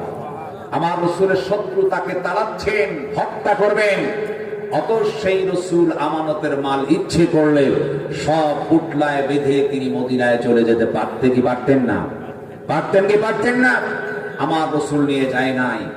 আমানতের খেয়ানত করে বলেন, আলী তুমি আমানত সকালবেলা প্রত্যেকের বাড়িতে পৌঁছিয়ে দেবে। জোরে বলো সুবহান। অথচ আমাদের দেশের কিছু এমপি মন্ত্রী মহোদয় লক্ষ লক্ষ কোটি কোটি টাকা এই দেশ থেকে নিয়ে পাচার করে বাংলাদেশ থেকে তারা ভেগে গিয়েছে, কথা বলেন ঠিক কিনা? কোটি কোটি টাকা আত্মসাৎ করেছে। এই দুনিয়ায় জবাবদিহি করতে হবে এবং আখিরাতে আল্লাহর দরবারে তাদের দাঁড়াতে হবে, কথা বলেন ঠিক কিনা? পাইটু পাইটু জনগণের অর্থ যারা লুণ্ঠন করেছ, হকুল যারা ইবাদত, হকুল ইবাদ যারা নষ্ট করেছ, আল্লাহর দরবারে জবাবদিহি করতে হবে, কথা বলেন ঠিক কিনা? আল্লাহ একজন আছে, সম্পদ নষ্ট করেছে, হকুল ইবাদ কি জিনিস? আজকে আমাদের দেশে অনেক লোক আছে হক নষ্ট করে। অনেক বাবা আছে দেখবেন মেয়েদেরকে ফাঁকি দেয়, সব ছেলেদের নামে জমি রেজিস্ট্রি করে দেয়। এরকম কিছু বাবা আছে কি নাই? সাবধান হয়ে যান, আপনার মেয়েকে ফাঁকি দিয়া যদি সম্পদ সব ছেলেদের নামে লিখে দেন, আল্লাহর দরবারে আপনাকে জবাবদিহি করতে হবে, কথা বলে ঠিক কিনা? হক পরিবার নষ্ট হয়ে যায়। আজকে আমাদের দেশে হক নষ্ট হচ্ছে। এই হক আমানতের খেয়ানত হচ্ছে অহরহ। আমি তো বিভিন্ন জায়গায় যাই, আমি বাংলাদেশে প্রায় জেলাতে যাই, অনেক জায়গায় গেলে গোরস্থান অর্থাৎ কবরস্থান, মাদ্রাসা, মক্তব, মসজিদ, ঈদগাহ মাঠ, যুব সমাজ বিভিন্ন কমিটির এসে কমপ্লেইন করে বলে, হুজুর আর বলেন না, মসজিদের কেশিয়ার সাহেব, কবরস্থানের কেশিয়ার সাহেব হিসাবও দেয় না, টাকা যে কোথায় যায় কিছুই বুঝি না। তার মানে টাকা পাইল সবগুলা খেয়ে শেষ করে দিল। এই যদি হয় কমিটির অবস্থা, আল্লাহ দরবারে উর্জবাহিত করতে হবে কি হবে না? হবে কি হবে না? সাবধান হতে, জনগণের টাকা যারা আত্মসাৎ করবে কিয়ামতের দিনে আল্লাহর দরবারে জবাবদিহি করতে হবে। যতক্ষণ পর্যন্ত জনগণ ক্ষমা না করবে, আল্লাহ ক্ষমা করবে না। অনেক কমিটি, আমি ভেবেন না যে হয়তো হুজুর আমাদের বলতে দেখ, এরকম বাংলাদেশে আছে, অনেক জায়গায় তারা কমপ্লিট করে। হকুল ইবাদ নষ্ট করা যাবে না, আমানতের খেয়ানত করা যাবে না। সম্পদ যদি কেউ লুণ্ঠন করে, আল্লাহর কাছে জবাবদিহি করতে হবে। বাংলাদেশের কোটি কোটি লক্ষ লক্ষ টাকা আত্মসাৎ করে যারা পালিয়ে গিয়েছে, এই বাংলাদেশে তাদের তো বিচার হবেই। কিয়ামতের আল্লাহর দরবারে তাদেরকে জবাবদিহি করতে হবে। কথা বলেন ঠিক কিনা? আমার রাসূল তিনি আত্মসাৎ করেন নাই, বলে আলী চাদর মোড়া দিয়ে শুয়ে থাকবে, সকালবেলা সমস্ত সম্পদ যার যার আমানত পৌঁছিয়ে দিয়ে এরপর তুমি চলে আসবে মাদিনায়। সুবহান! কি রাসূল আমানতদারি ছিলেন, সেই রাসূলের ইত্তেবা করেছে সাহাবায়ে কেরাম। এখন বলছেন চাচা আমারে তাহলে বিশ্বাস হয় আমি সত্যবাদী? হ্যাঁ, তুমি কোনোদিন মিথ্যা কথা বলো নাই। আমার নবী বললেন চাচা আমি যদি সত্যবাদী হয়ে থাকি, আমাকে যদি বিশ্বাস হয়ে থাকে চাচার দেরি নয়, তাহলে সকলেই তোমরা পড়ে নাও লা ইলাহা ইল্লাল্লাহু মুহাম্মাদুর রাসূলুল্লাহ সাল্লাল্লাহু আলাইহি ওয়াসাল্লাম। যখনই বলেছেন, সঙ্গে সঙ্গে আবু লাহাব তিনি পাথর উঠালেন, বললেন তাব্বালাকা ইয়া মুহাম্মদ, তুমি ধ্বংস হও, এজন্য কি তুমি আমাদেরকে ডেকেছো? জোরে বলো আল্লাহু আকবার। পাথর উঠালেন, প্রথমে রাসূলকে গালি দিলেন, এরপর রাসূলের প্রতি নির্যাতন করেছিলেন। এই পৃথিবীতে যত নবী এবং রাসূল সাল্লাল্লাহু আলাইহি এসেছেন, প্রত্যেকটি নবী এবং রাসূল সাল্লাল্লাহু আগে দিয়েছে গালি, এরপর করেছেন নির্যাতন। কথা বলেন ঠিক কিনা? যেমন হযরত মূসা আলাইহিস সালাম এসে দাওয়াত দিল, আল্লাহ দাওয়াত দিল, একজনই রব, তিনি হচ্ছেন আল্লাহ। ফেরাউন বলল না আনা রাব্বুকুমুল আ'লা, আমি হচ্ছি রব, খাইতে দেই পড়তে দেই সবকিছু আমি করি, আমি হচ্ছি তোমাদের রব। মূসা নবী বললেন না, এটা হতে পারে না, আমার রব তোমাকে যিনি তৈরি করেছে, আমাকে তৈরি করেছেন তার রব, তিনি হচ্ছেন আল্লাহ। ফেরাউন দেখলো তো না, মূসা তো খুব বেড়ে গেছে, বেচারাটা তো একটু সাইজটা করার দরকার। প্রথমে তার দিল একটা গালি। কি দিল? গালি দিল। আগে মানুষের গায়ে কেউ যদি হাত উঠে আগে গালি দেয়, এরপর মারধর করে। কথা আছে কিনা? মূসা আলাইহিস সালামের প্রতি ফেরাউন রাগান্বিত হয়ে তিনি একটা গালি দিলেন। আল্লাহ রাব্বুল আলামিন সেইটাও রেকর্ড করে গোটা পৃথিবীর মানুষকে জানিয়ে দিলেন। ফেরাউন ডেকে বললেন ওয়া ফাআলতা ফাআলাতাকাল্লাতী ফাআলতা ওয়া আনতা মিনাল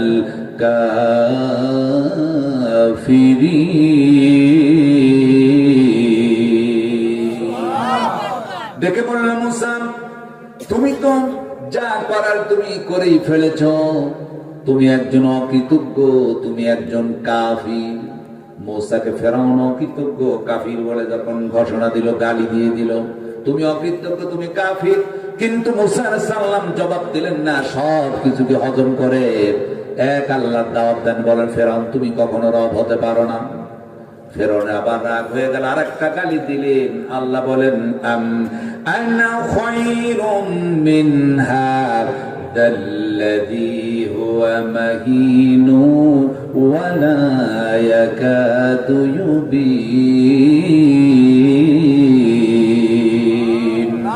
ফেরাউন বলল মূসা আনা খায়রুম মিন হাদাল্লাযী, তোমার হইতে আমি উত্তম, আমি কিন্তু উৎকৃষ্ট, তুমি তো হীন, তুমি দুর্বল, তুমি স্পষ্ট ভাষায় কথা বলতে পারো না, তুমি একজন তুতলা। মূসা নবী একটু কথায় জড়তা ছিল, তারে গালি দিল তুতলা বলে। আমাদের সমাজে দেখবেন যারা তুতলা আছে, মানুষ তারে তুতলা বলে গালি দেয়, খবরদার কাউকে গালি দেওয়া যাবে না, আল্লাহর সৃষ্টিকে। কথা বলেন ঠিক কিনা? মূসা নবীকে গালি দিল, আল্লাহ নবী হযরত মূসা আলাইহিস সালাম সবকিছু হজম করলেন, কিছুই বললেন না। ফেরাউন ভাবলো নয় গালি দিয়ে হবে না, এখন মারতে হবে। নির্যাতন করার জন্য অসংখ্য সৈন্য নিয়ে অস্ত্র নিয়ে তারা মূসা নবীকে যখন ধাওয়া করলো, আল্লাহ নবী মূসা আলাইহিস সালাম দৌড় মেরেছেন, সামনে পড়লো বিশাল দরিয়া।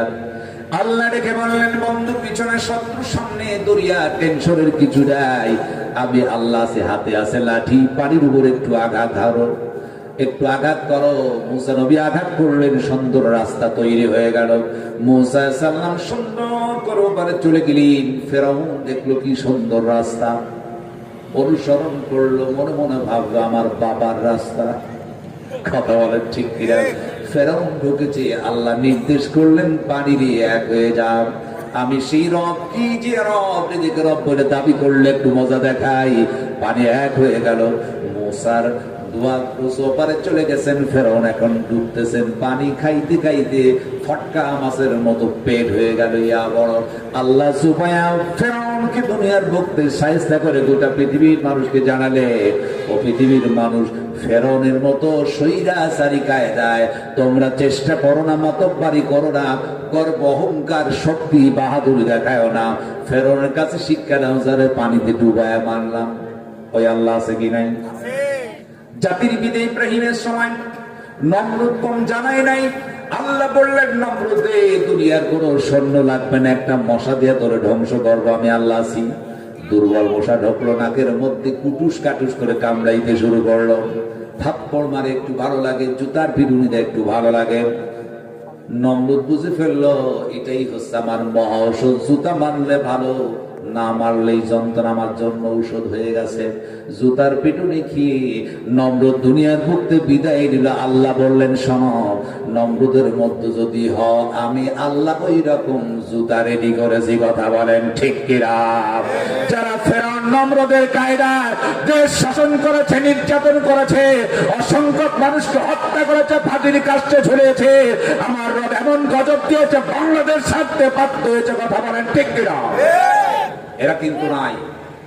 আল্লাহ বলেন, ওয়া মাকারু ওয়া মাকারাল্লাহ আল্লাহু খায়রুল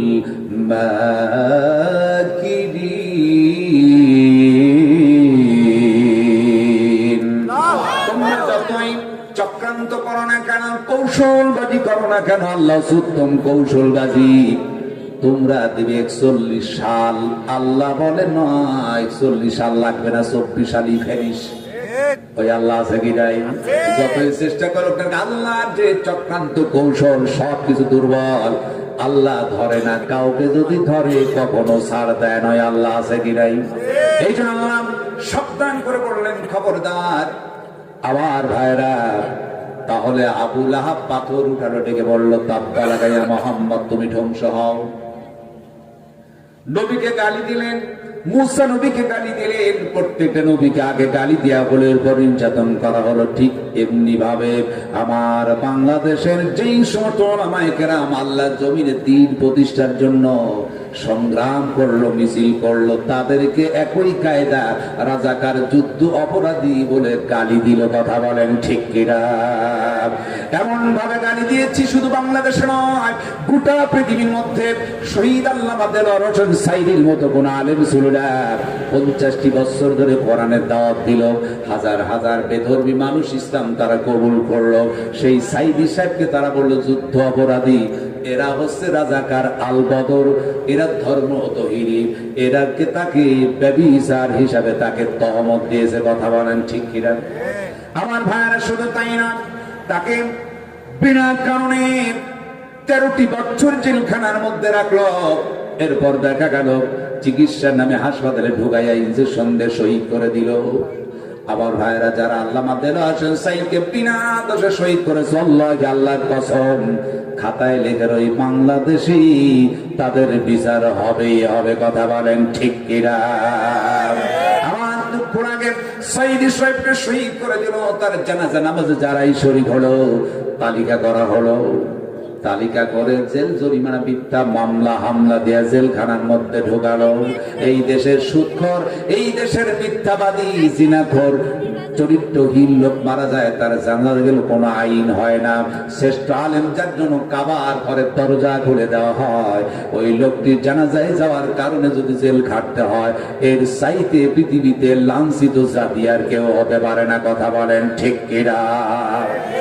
আমার ভাইরা, ঠিক যারা আল্লাহর জমিনে দ্বীন প্রতিষ্ঠা করতে যায়, তাদেরকে একই ভাবে গালি দিয়ে বলল যুদ্ধ অপরাধীরা হচ্ছে রাজাকার, অন্যায় ভাবে ফাঁসি দিল।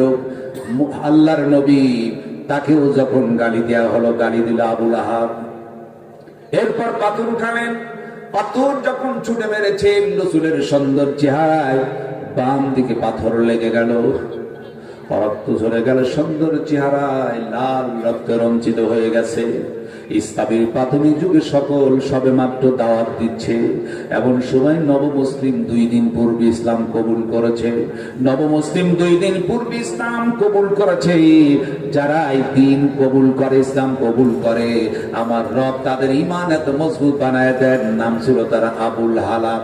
2 দিন আগে ইসলাম কবুল করলো নবমুসলিম, রাসূলকে পাথর মেরেছেন, তিনি বললেন নাম। দ্বিতীয় পাথর আবু জেহেল উঠানো, আমার নবীকে পাথর মারবে, সঙ্গে সঙ্গে আবুল হালাব নবীর সামনে দাঁড়ায় 2টি হাত টান করে বুকটা বেঁধে দিল। আবু জেহেল, আমি আবুল হালার শরীরে 1 ফোঁটা রক্ত থাকতে আমার নবীর গায়ে আমি একটা পাথর লাগতে দিব না। কারণ তারাই ছিল মাইয়্যিতিল্লাহ ওয়ার রাসূল, আল্লাহ এবং রাসূলের ইত্তেবা করে সূরায় যারা রক্ত দেয়, জীবন দেয়, এরাই হচ্ছে আশিকে রাসূল। কথা বলেন ঠিক কিনা? আবুল হালা দাঁড়ানো, 2টি হাত টান টান করে দাঁড়ালেন। আবু জেহেল একটা পাথর মারলো, আবুল হালার বুকে লেগে গেল, রক্ত ঝরছে। উতবা দাঁড়ালেন, আর একটা পাথর মারলো, আবুল হালার বুকে লেগে গেল। যেইভাবে রংপুরের আবু সাইদ, তিনি দাঁড়ালেন, বুকটা টান টান করে বলে আমারে মারো। এরপর স্বৈরাচারী কায়দা সরকারকে দেশ চালাইতে দিব না, অত্যাচার হতে দিব না। প্রশাসনের পুলিশ ভাইয়ের একটা না 2টা না 3টি গুলি চালালো আবু সাইদকে। গুলি চালায়া জমিনের বুকে ফেলে দিল, শহীদ হলেন, রক্ত ঝরলো। আমার ভাইরা, এই দুনিয়াতে যত শহীদের রক্ত ঝরবে ততই তাড়াতাড়ি কালেমার পতাকা পথ পথ করে উঠবে। কথা বলেন ঠিক কিনা? আমার ভাইয়ের একটা বিল্ডিং তৈরি করতে গেলে অসংখ্য ইটকে পুড়াইয়া কালো বানাতে হয়, জামা বানাতে হয়। এরপর ইটকে ভেঙে ভেঙে টুকরো টুকরো করে মাটির নিচে যায়, এরপর সুন্দর একটা বিল্ডিং তৈরি হয়ে যায়। এই জমিনে ইসলাম প্রতিষ্ঠিত হবে তখন অসংখ্য মানুষকে রক্ত ঝরায়া, টুকরো টুকরো শহীদ হয়ে রক্ত ঝরায়া জমিনের মধ্যে যত তাড়াতাড়ি যাবে, যত শহীদের রক্ত ঝরবে, তত তাড়াতাড়ি বাংলাদেশে কালেমার পতাকা পথ পথ করে উঠবে। কথা বলেন ঠিক কিনা? তবে টেনশনের কিছুই নাই, আল্লাহ তিনি বিজয় দিবেন। কেননা তিনি বলেন ওয়ালা তাহিনু ওয়ালা তাহজানু ওয়া আনতুমুল আ'লাউনা ইন কুনতুম মুমিনিন। জোরে বলুন আল্লাহু আকবার। মুমিনেরা টেনশন করো না, চিন্তা করো না, হতাশ হও না। আমি আল্লাহ ওয়াদা করেছি মুমিনদেরকে বিজয় মালা পরায় দেব যদি মুমিন হও।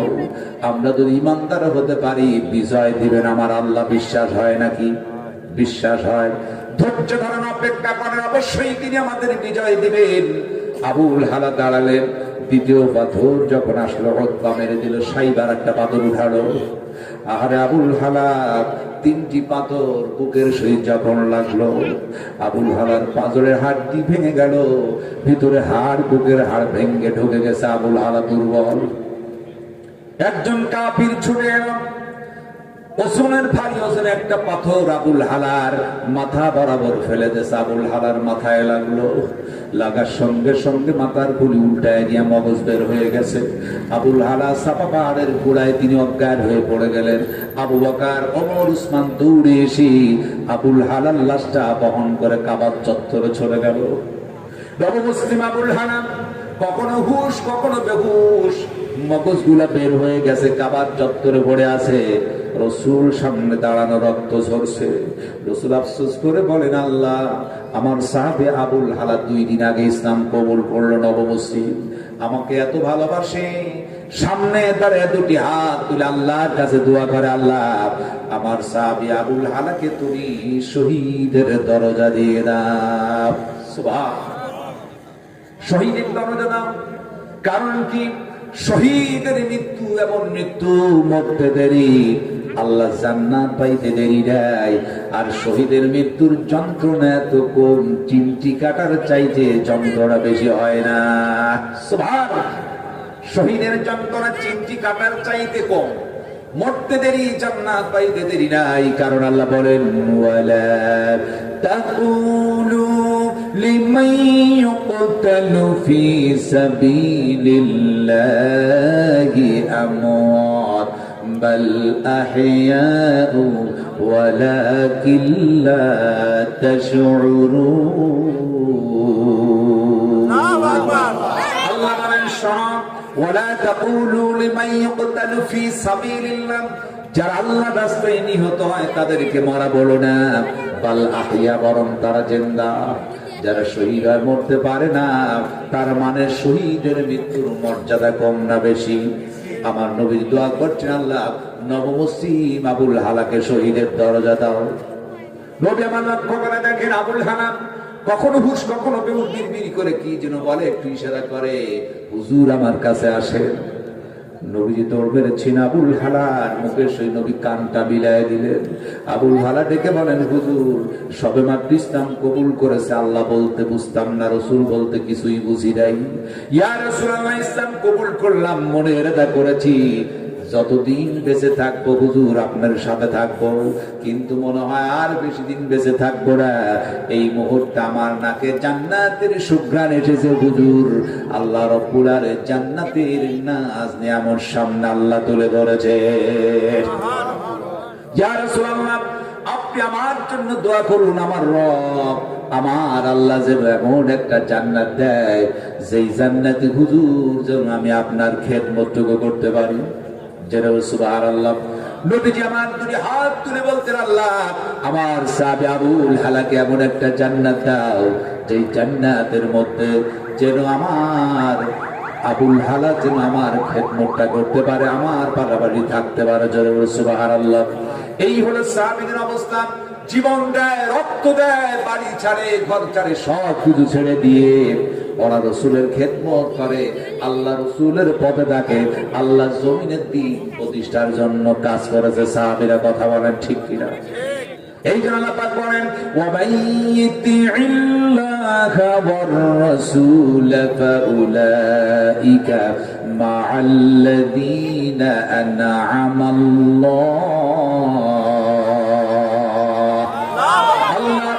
এবং আল্লাহ রাসূলের হুকুম অনুযায়ী যারা চলে তার পথে মতো চলবে আল্লাহ লোকদের বন্ধু বানাবে যারা হবে আনআমাল্লাহ আল্লাহর নিয়ামত প্রাপ্ত বান্দা সেই নিয়ামত প্রাপ্ত বান্দা এক নাম্বার মিনান নাবিয়িন নবী দুই নাম্বার সিদ্দিক যারা সত্যবাদী তিন নাম্বার শুহাদা আল্লাহ রাস্তায় শহীদ হয় চার নাম্বার ওয়াসলিহিন যারা নেককার বান্দা তাদের সাথী বানায় দিবেন আল্লাহ জোরে বলে সুবহানাল্লাহ নবী যদি আমাদের সাথী হয় ভাগ্য ভালো কথা বলেন ঠিক কিনা দুই নম্বরে সিদ্দিক যারা হচ্ছে সত্যবাদী সাহাবায়ে কিরাম হচ্ছে সত্যবাদী জীবনে কোনোদিন মিথ্যা কথা বলেন না সাহাবীদের শানে আল্লাহ বলেছেন মুহাম্মাদুর রাসূলুল্লাহ ওয়াল্লাযীনা মাআহু আশিদ্দাউ আলাল কুফফারি রুহামাউ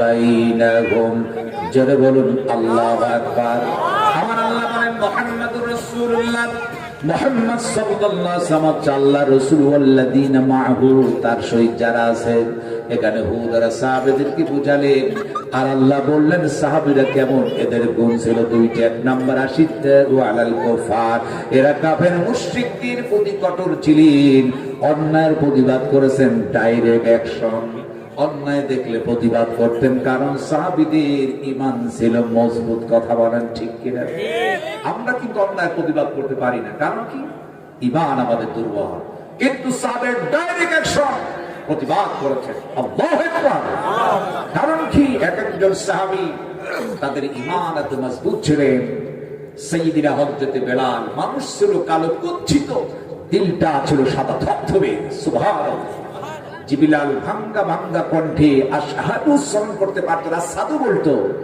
আজান যখন দিকে আজানের ধ্বনি আল্লাহর আরশ সাদিন পৌঁছে যেত সুবহানাল্লাহ তার ঈমানের বহর ছিল অনেক উঁচে হযরত আলী ছিল ছোট মানুষ পেটে মানুষ ঈমানের বহর ছিল অনেক বড় সুবহানাল্লাহ আলী মানুষ ছোট কিন্তু ঈমান তার ছোট ছিল না যার সাথে আল্লাহ বলেছেন যে যার সাথে বলে আসাদুল্লাহিল গালিব যিনি হচ্ছে আল্লাহর বাগ আল্লাহ যার এই পৃথিবীতে বাগ বানায়া হযরত আলীকে পাঠায়েছেন জোরে আল্লাহু আকবার হযরত আলীর সামনে 100 জন কাফির আসলে তারা ভয়ে থরথর করে কাঁপতো। আলী এসেছে, সুবহান। কি আলীকে আল্লাহ ঈমান দিলেন। মানুষ ছোট, ঈমানের বহর ছিল অনেক বড়, সুবহান। যে আলী, যার মাধ্যমে ইসলামের বিজয় হয়। রাসূল খাইবারের জিহাদে তিনি পাঠালেন সেনাবাহিনী, বারবার করে পাঠাচ্ছেন, ইসলামের কোনো বিজয় হচ্ছে না। হঠাৎ করে রাসূল বললেন, আগামী কালকে আমি একজন সাহাবীর নাম ঘোষণা দিব, আমার মন বলছে তিনি ইসলামের বিজয় ছিনিয়ে আনবে। হযরত ওমর বলেন, সারা রাত আমার ঘুম হলো না, না জানি মনে হয় হুজুর আমার নামটি বলবেন।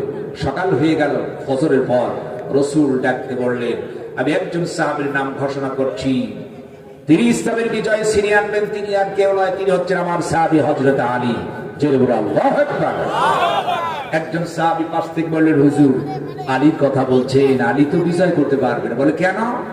আলী অসুস্থ, দুর্বল হয়ে গেছে, চোখ উঠেছে, পেইন হচ্ছে, চোখ দিয়ে পানি ঝরছে, যন্ত্রণায় দুর্বল হয়েছে, আলী দ্বারা সম্ভব নয় জিহাদে নেতৃত্ব দেয়। নবী আমার বললেন, আলী ফিদা নাও। লাব্বাইক ওয়া সা'দাইক বলে হযরত আলী দাঁড়ালেন। নবীজি দেখলেন হযরত আলী দুইটা চোখ লাল পানি পড়ে। নবী আর আলীর সামনে আসো। দুইজন সাহাবীর কান্দে ভর দেয়া হযরত আলী নবীর সামনে এসেছেন। আমার নবীজি মুখ থেকে লালা মুবারক বের করলেন, আর হযরত আলী দুইটা চোখ লেপন করতে দেরি, চোখের যন্ত্রণা পেইন বন্ধ হয়ে আগের চাইতে দ্বিগুণ পাওয়ারফুল হইতে দেরি হয় নাই। সুবহানাল্লাহ। আলী, জিহাদের বিজয় ছিনিয়ে আনতে হবে, তোমার জুলফিকার তলোয়ার দিয়ে দিলাম। সুবহানাল্লাহ। জুলফিকার তলোয়ার হুজুর হযরত আলীকে উপহার দিয়ে বললেন, যাও জিহাদের মাঠে। ছোট্ট মানুষ হযরত আলী জুলফিকার তলোয়ার ডান হাতে নিয়ে বাম হাতে নিল ঢাল। নারে তাকবীর, আল্লাহু আকবার স্লোগান দিয়ে তখনই তিনি খাইবারের জিহাদের মধ্যে ঢুকলো। কাফিররা ঘিরে ফেললো। ছোট মানুষ কেমনি করে জিহাদ করবে? কত সেনাবাহিনী আসলো, সব আমাদের কাছে কাবু হয়ে গেছে, কেমনি জিহাদ করবে? কাফিররা আলীকে ঘিরে ধরলো। বাম হাতের ঢাল ছিল, তলোয়ার আঘাতের ঢালটা ভেঙে ফেললো। হযরত আলী দুর্বল হয়ে গেলেন। তিনি ভাবলেন, রাসূল বলেছেন খাইবারের জিহাদের বিজয় আমি ছিনিয়ে আনবো, কিন্তু না, আমার হাতের ঢাল ভেঙে গেল, কেমনি করে আমি বিজয় ছিনিয়ে আনবো? হযরত আলী লক্ষ্য করে দেখলেন খাইবারের ওই মাঠের এক প্রান্তে কামুস দুর্গের পাল্লা লোহার গেট দাঁড়ানো। হযরত আলী গেলেন, বাম হাত দিয়া কামুস দুর্গের পাল্লা ধরলেন, মারছে টান, মারার সঙ্গে সঙ্গে কামুস দুর্গের পাল্লা লোহার গেট ভেঙে হযরত আলীর বাম হাতে চলে এলো। জোরে বলো সুবহানাল্লাহ। হযরত আলী কামুস দুর্গের পাল্লা বাম হাত উঠে ঢাল বানায়া জুলফিকার তলোয়ার নিয়ে নারে তাকবীর আল্লাহু আকবার স্লোগান দিয়ে যখন মাঠে নামলো, কামুস দুর্গের পাল্লা হাতে দেখে কাফের মুশরিকরা ভয়ে তারা দৌড় মেরেছে। আর হযরত আলী পিছন দিক থেকে অসংখ্য কাফির কি জাহান্নামে পাঠায়া তিনি খাইবারের জিহাদের বিজয় ছিনিয়ে আনলেন। জোরে বলে সুবহানাল্লাহ। হাতিয়ে ছিল কামুস দুর্গের পাল্লা দূরে ছিটকিয়ে ফেলে দিয়া নবীর সামনে হাজির হয়ে বলে, ইয়া রাসূলুল্লাহ, ইয়া হাবিবাল্লাহ, এই নেন জুলফিকার তলোয়ার, ইসলামের বিজয় তো আমি ছিনিয়ে এনেছি। হুজুর আনন্দকে দেখি নবীজির মনে আনন্দ। আলী বারবার করে সেনাবাহিনী পাঠালাম, কেউ তো বিজয় আনতে পারলো না। ও আলী শোনো, তুমি যে বিজয় করেছো, তবে শুনতে পেলাম কাফেরেরা তোমার বাম হাতের ঢাল ভেঙে ফেললো, কেমনি করে জিহাদ করলাম? আলী বলেন, হুজুর বাম হাতের ঢাল তো কাফেরেরা ভেঙে ফেলেছেন, আমি নিরুপায় হলাম। হঠাৎ করে দেখি কাছেই আমি কামুস দুর্গের পাল্লা লোহার গেট দাঁড়ানো, বাম হাত দিয়ে ধরে একটা টান মারলাম, ভেঙে আমার হাতে চলে এলো। জোরে আল্লাহু আকবার। ইয়া রাসূলুল্লাহ, কামুস দুর্গের পাল্লা ঢাল বানায় অসংখ্য কাফের কি হত্যা করে জাহান্নামে পাঠালাম, ইসলামের বিজয় ছিনিয়ে আনলাম। নবী আমার বললেন, আলী কামুস দুর্গের পাল্লা তুমি ঢাল বানাইলে? বলে হ্যাঁ। চলো দেখি, ঢালের সামনে চলো। নবী এসে দাঁড়ালেন। আলী, তুমি আমার সামনে একটু উঁচু করে দেখাও তো, পারো নাকি? আলী বলেন, হুজুর একটু দোয়া করে একটু চেষ্টা করি, কারণ আলী ভেবেছেন যে এইটাকে ঢাল বানাইলে অবশ্যই আমি উঠাইতে পারবো। নবী সামনে দাঁড়ানো। হযরত আলী বাম হাত দিয়া কামুস দুর্গের পাল্লা ধরে একটা টান মেরেছেন, কিঞ্চিত নড়াইতে পারে নাই। ডান হাত দিয়ে ধরলেন, নড়াইতে পারলো না। দুইটা হাত দিয়ে শরীরে যত শক্তি ছিল সমস্ত শক্তি একত্রিত করে যখন টান মেরেছেন, কিন্তু তো নড়াইতে পারে নাই। হযরত আলী ঘেমে গেলেন, গায়ের লোমকূপের গুড়া বেয়ে বেয়ে ঘাম নিচের দিকে ঝরতেছে, আর হযরত আলীর লজ্জায় মুখটা মলিন হয়ে যায়। নবী আর বলে, আলী রে, তুমি নাকি কামল দুর্গের পাল্লা ভেঙ্গে উঁচু করে ঢাল বানাইলা, আর আমার সামনে উঁচু করতে পারে না আলী। তবে তোমার কাছে একটা প্রশ্ন করি আলী, বলো দেখি কামুজ দুর্গের পাল্লা এই লোহার গেটের ওজন কত আছে জানো নাকি? আলী বলে, ইয়া রাসূলুল্লাহ, কামুজ দুর্গের পাল্লা লোহার গেটের ওজন কত জানি না, তবে হুজুর আমি বাম হাত দিয়ে ধরলাম, চলে এলো। আবার কাছে মনে হলো কোনো ওয়েট নাই, একদম হালকা মনে হলো, মোটে ওজন মনে হয় নাই। হুজুর হাত দিয়ে ধরেছি, বাম হাতে চলে এসেছে, কোনো ওয়েট নেই, ওজন নেই, আমার কাছে খুবই হালকা মনে হলো। রাসূল বলছেন, আলী শোনো, তুমি বাম হাত দিয়ে ধরেছো, তোমার হাতে এসেছে, ওয়েট নেই, হালকা মনে করেছো না। এই কাবুস দুর্গের পাল্লা লোহার গেটের ওজন ছিল 80 মণ। জোরে বলো আল্লাহু আকবার। আমার নবী ডেকে বলে, আলী, কাবুস দুর্গের পাল্লা লোহার গেটের ওজন ছিল 80 মণ, বাম হাত দিয়ে ধরেছ, হালকা করে দিয়েছেন আমার রব, কারণ আল্লাহর জমিনে দ্বীন প্রতিষ্ঠার জন্য নারায়ে তাকবীর আল্লাহু আকবার স্লোগান যখন তুমি দিয়েছো, আল্লাহু রাব্বুল আলামিন 80 মণ ওজনের লোহার পাল্লাকে হালকা করে দিয়েছে। আমার আল্লাহ তোমাকে সাহায্য করেছেন, ঈমানকে বৃদ্ধি করেছে, কারণ তুমি নারায়ে তাকবীর আল্লাহু আকবার স্লোগান দিয়েছো। কথা বলে ঠিক কিনা? তার মানে নারায়ে তাকবীর আল্লাহু আকবারের স্লোগানের ওজন কম না বেশি? অনেক বেশি। অত সেই নারায়ে তাকবীর আল্লাহু আকবারের স্লোগান দেখে এক শ্রেণীর মানুষ খুবই ভয় পায়। আছে কি নাই? এরা ভয় পায়। যেই দলের মধ্যে নারায়ে তাকবীর আল্লাহু আকবারের স্লোগান দেয়া হয় না, ওই দল কখনো মুসলমান করতে পারে না। কথা আছে কিনা? সুতরাং হযরত আলীকে আমার আল্লাহ সাহায্য করেছেন। রাসূল বলেন, তোমার কোনো কৃতিত্ব নয়, আল্লাহ তোমার ঈমানকে মজবুত করে দিয়েছেন, 80 মণ ওজনের লোহার পাল্লা তোমার জন্য হালকা বানিয়ে দিয়েছেন। জোরে বলো সুবহান। সেই আলী যাকে আল্লাহ রাব্বুল আলামিন ঈমানের বহর, মানুষ ছোট কিন্তু ঈমানের বহর ছিল কি অনেক বড় ছিল। জোরে বলো সুবহান। আমার ভাইরা, এই জন্য সাহাবায়ে কেরাম, ومن يطع الله والرسول فأولئك الذين مع الذين أنعم الله।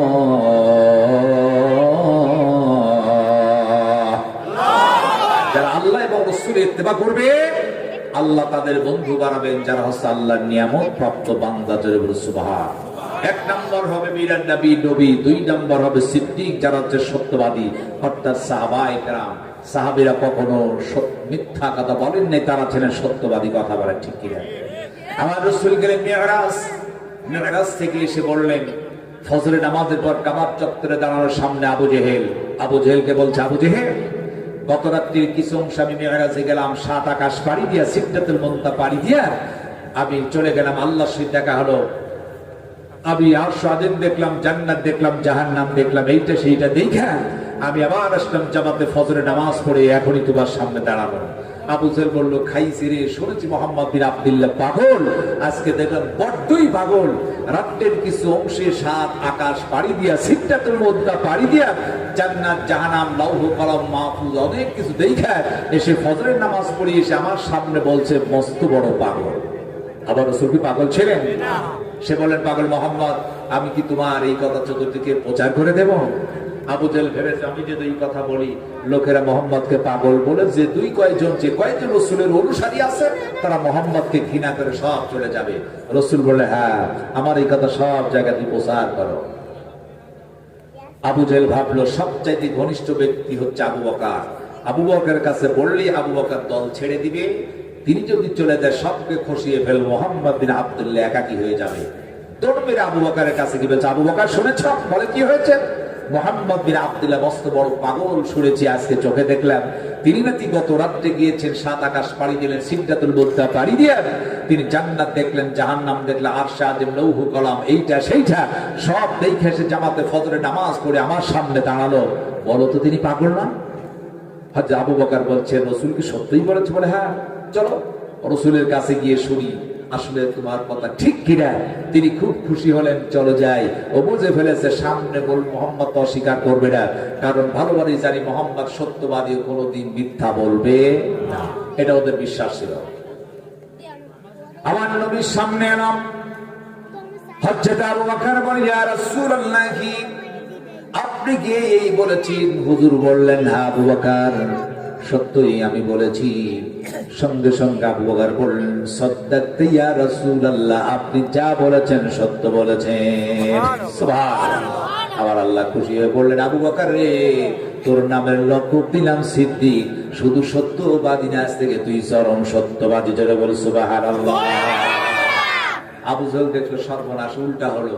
আমি চাইলাম আবু বকরকে দল থেকে ফাঁসিয়ে দেবো, এখন থেকে আরো মজবুত হলো। তিনি নির্দ্বিধায় সব মেনে নিলেন। জোরে বল আল্লাহু আকবার। আমার ভাইয়েরা, তাহলে আমরা যদি সাহাবীদের সাথী হতে পারি আমাদের ভাগ্য ভালো হবে। আর এই ভাগ্য ভালো হওয়ার জন্য 1 নাম্বার আল্লাহ, 2 নাম্বার রাসূলের ইত্তেবা, তার হুকুম অনুযায়ী আমাদের চলার দরকার আছে কি নাই? সেই দলে চলতে হবে। মা পর্দানের যারা মা আছেন, মাদেরকে বলবো মা 5 ওয়াক্ত নামাজ পড়বেন, রমজান মাসে রোজা রাখবেন, স্বামী থাকলে স্বামীর খেদমত, পর্দায় যদি মায়েরা থাকে, রাসূল বলেছেন নারীরা বিনায় হিসাবে জান্নাত।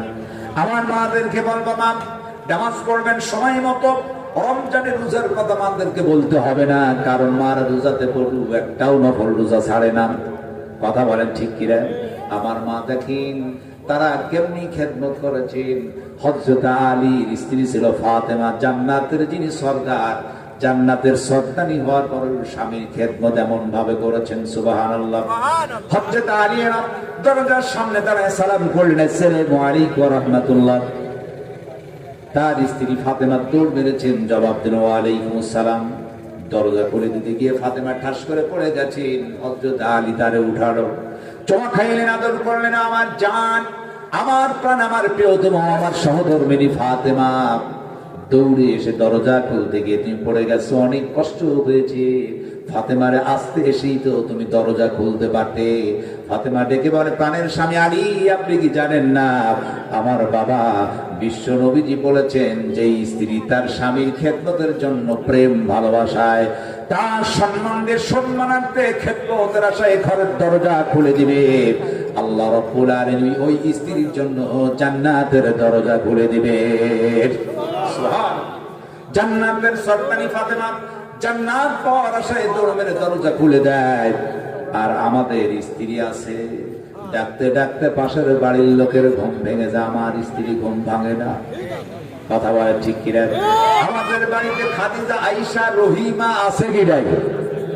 আপনারা মনে করেছেন হুজুর মানদের স্ত্রীরা মনে হয় খুবই আল্লাহওয়ালা, ওরা হকে বাঁকাহারের তৈরি, একই জাতি। কথা বলে ঠিক কিনা? অনেক সময় আমি আমার স্ত্রীকে মজা করে বলি, ও প্রিয়তমা, সারা বাংলাদেশে ঘুরি, লোকের আমার হুজুর কয়, তুমি তো একদিন আমার হুজুর কইলা না। স্ত্রী জবাব দিলে, শোনো, তুমি কয় নাম্বার হুজুর? ভালোভাবে আমি জানি, লোক তো জানে না। লোক যদি জানতো তোমার কেউ হুজুর কইতো না। তার মানে স্ত্রীর কাছে পীরগিরি, বক্তাগিরি চলে না। কথা বলেন ঠিক কিনা? তবে আমার ভাইরা, আপনি স্ত্রীকে যদি শিখাতে পারেন, অবশ্যই আপনার স্ত্রী একটু হলেও একটু পার্থক্য হবে। আমরা বাড়িতে চলে যাই, অনেক ভাইরা, আমাদের বাড়ি আয়েশা, খাদিজা, রহিমা আছে, ডাকতে ডাকতে পাশের বাড়ির লোকের ঘুম ভেঙে যায়। আমার আয়েশা, খাদিজা, রহিমা টান টান হয়ে শুয়ে থাকে, ঘুমটা ভাঙে না। কথা বলেন ঠিক কিনা? কিন্তু আমার মায়েরা দেখেন, খাদিজাতুল কুবরা বিশাল ধনী। আমার নবীজি দিনের কাজ করতেন, 3 দিন 5 দিন পর যখনই এসে একবার ডাক দিতেন খাদিজা, বলার সঙ্গে সঙ্গে দরজা খুলে যেত। নবী বলতেন খাদিজা। 2 দিন 3 দিন 5 দিন পর খাদিজা বলে ডাক দেই, দরজা খুলে যায়। খাদিজা, কি তুমি ঘুমাও না? খাদিজা ডেকে বলে, ইয়া রাসূলুল্লাহ, ইয়া হাবিবাল্লাহ, হুজুর আপনি দিনের দাওয়াত দিতে চান, এসে যদি আমাকে ডাকতে ডাকেন উঠতে দেরি হয়, আল্লাহ, আল্লাহর কসম খেয়ে বললাম হুজুর, আমার ঈমান তো সব বরবাদ হয়ে যাবে হুজুর। আল্লাহ, আল্লাহর কসম, সারাটি রাত্রি আপনার অপেক্ষায় দরজার শহীদ আমি খাদিজা পিঠ লাগায়া দাঁড়ায়া থাকি। সুবহানাল্লাহ। কি স্ত্রী ছিলেন! নবীর খেদমত করার কারণে আমার রব আল্লাহ খাদিজার এত মর্যাদা দিলেন। খাদিজা একদিন ডেকে বলে, ইয়া রাসূলুল্লাহ, হুজুর গো, তিনটি আবদার আপনার কাছে করলাম, আমি যদি আগে ইন্তেকাল হয়ে যাই। নবী বলেন, খাদিজা আমি তোমারে ভালোবাসি, কি বলতে চাও? খাদিজা বললেন, হুজুর আমি যদি আগে ইন্তেকাল করি, এক নাম্বার শর্ত হলো আপনার ব্যবহৃত পোশাক দিয়ে হুজুর আমার কাপড়ের কাপড় বানায়া দিবেন। নবী বললেন, যদি আমার কাপড়ের কাপড় দিয়ে পোশাক বানাই, কাপড়ের কাপড় আমার পোশাক দিয়ে বানাই, কি লাভ হবে? খাদিজা বলেন, হুজুর ব্যবহৃত পোশাক দিয়ে যদি কাপড়ের কাপড় হয়ে যায়, হুজুর কবরের ক্ষমতা নাই, আমি খাদিজাকে আযাব দেয়। হুজুর দুই নাম্বার আমার দাবি, আপনি কবরের মধ্যে দাঁড়াবেন, আমার চেহারা নিজ হাত দিয়া কিবলার দিকে ঘুরায় দিবেন। যদি ঘুরায় দেন, আল্লাহ রাব্বুল আলামিন আমার প্রতি সন্তুষ্ট হয়ে যাবেন। তিন নাম্বার আবদার, হুজুর কবরের মধ্যে দাঁড়াবেন, মুনকার নাকির ফেরেশতা আসলেন, প্রশ্নের জবাব আপনি দিবেন, কবরটা আল্লাহ জান্নাতে টুকরা বানাবেন। খাদিজা ওসিয়ত করলেন, তিনি ইন্তেকাল হয়ে গেল। আমার নবীজি খাদিজার ওসিয়ত অনুযায়ী নিজের ব্যবহৃত পোশাক দিয়ে কাপড়ের কাপড় বানায়া দিলেন। দুই নম্বরে কবরের মধ্যে রাখলেন। নবীজি আমার নিজ হাত দিয়া খাদিজার চেহারা কিবলার দিকে ঘুরায় দিল। ছেড়ে দেওয়ার সঙ্গে সঙ্গে দেখা গেল চেহারা চলে গেছে আকাশের দিকে। আবার চেহারাটা যখন কিবলার দিকে দিল, দ্বিতীয়বার আবার চেহারা চলে গেল আকাশের দিকে। তৃতীয়বার আবার কিবলার দিকে দিলেন, চেহারাটা আবার চলে গেল আকাশের দিকে।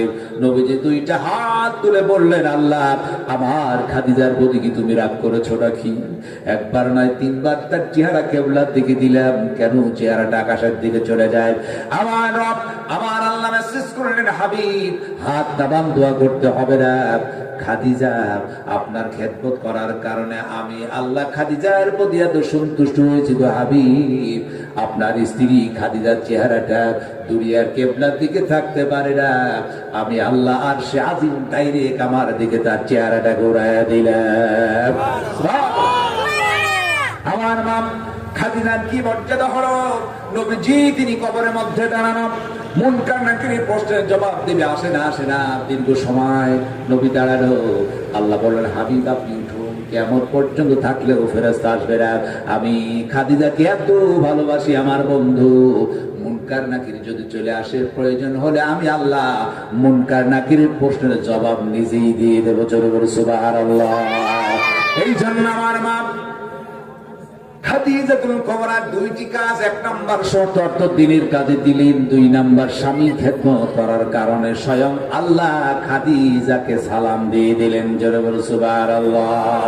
এই জন্য আমার মা পাঁচ ওয়াক্ত নামাজ, রমজান মাসের রোজা, স্বামীর খেদমত আর পর্দায়। বর্তমান যুগের মায়েরা তো পর্দায় থাকতেই চায় না, কথা বলেন ঠিক কিনা? মায়েরা পর্দায় থাকতে চায় না, রাস্তাঘাটি দোকানপাটে সর্বদা মায়েদের আনাগোনা আমরা দেখতে পাই। যখন পহেলা বৈশাখ আসে, বিশেষ কোন দিন আসলে দেখা যায় পাশের যতগুলা স্পট আছে, পার্ক আছে, চিড়িয়াখানা আছে, সব জায়গায় মায়েরা আমদানি হয়। কথা বলেন ঠিক কিনা? আমার দুঃখ লাগে, খুব আফসোস লেগেছিল, আমি খুব খুশি হইলাম। দূর দূরান্তে লোকেরা চাইতো, কিন্তু ঘরের কোনায় পার্ক তৈরি হলো আপনাদের এই ভবানীপুর। আমার কষ্ট লাগলো, আজকে আপনাদের এখানে মাহফিল যুব সমাজ আয়োজন করেছে। আল্লাহ রাব্বুল আলামিন বলেন, ওয়ামান আহসানু কাওলাম মিম্মান দাআ ইলাল্লাহি ওয়া আমিলা সালিহান ওয়া ক্বালা ইন্নানি মিনাল মুসলিমিন। আল্লাহ বলেন, ওর কথার চাইতে কার দামি কথা হতে পারে? ওয়ামান আহসানু কাওলাম মিম্মান দাআ ইলাল্লাহ, যে ব্যক্তি আল্লাহর রাস্তায় ডাকলো, যারা কোরআনের পথে ডাকে, মানুষকে দ্বীনের পথে যারা ডাকে, আর আমলে চলে করে, আর নিজেকে দাবি করে বলে ওয়া ক্বালা ইন্নানি মিনাল মুসলিমিন, আমি একজন মুসলমানদের মধ্যে একজন। আজকে যুব সমাজ ডাকলো কোরআনের দিকে, ইসলামের দিকে ডেকেছেন, এখানে কোরআন শোনার জন্য ডেকেছেন, তাহলে যুবকদের ডাকা সবচাইতে উত্তম ডাকা। কথা বলে ঠিক কিনা? আর যুব সমাজ কোরআনের জন্য ডেকেছেন, যত লোক ডাকে সাড়া দিলেন, সকলের সওয়াব একত্রিত করে যেই সওয়াব হবে, যেই যুবকগুলা ডাকলো সম পরিমাণ সওয়াব এক একজন যুবককে আল্লাহ দিয়ে দিবেন। জোরে বলে সুবহানাল্লাহ। আমার ভাইরা, সৎ কাজ করার কারণে এক একটা বান্দা তারা ডাকে যারা সাড়া দিবে, সকলের সওয়াব একত্রিত করে যারা ডাকলো, আয়োজন করলো আজকে তাফসীরুল কোরআন মাহফিলে, যুবকরা পেয়ে যাবে।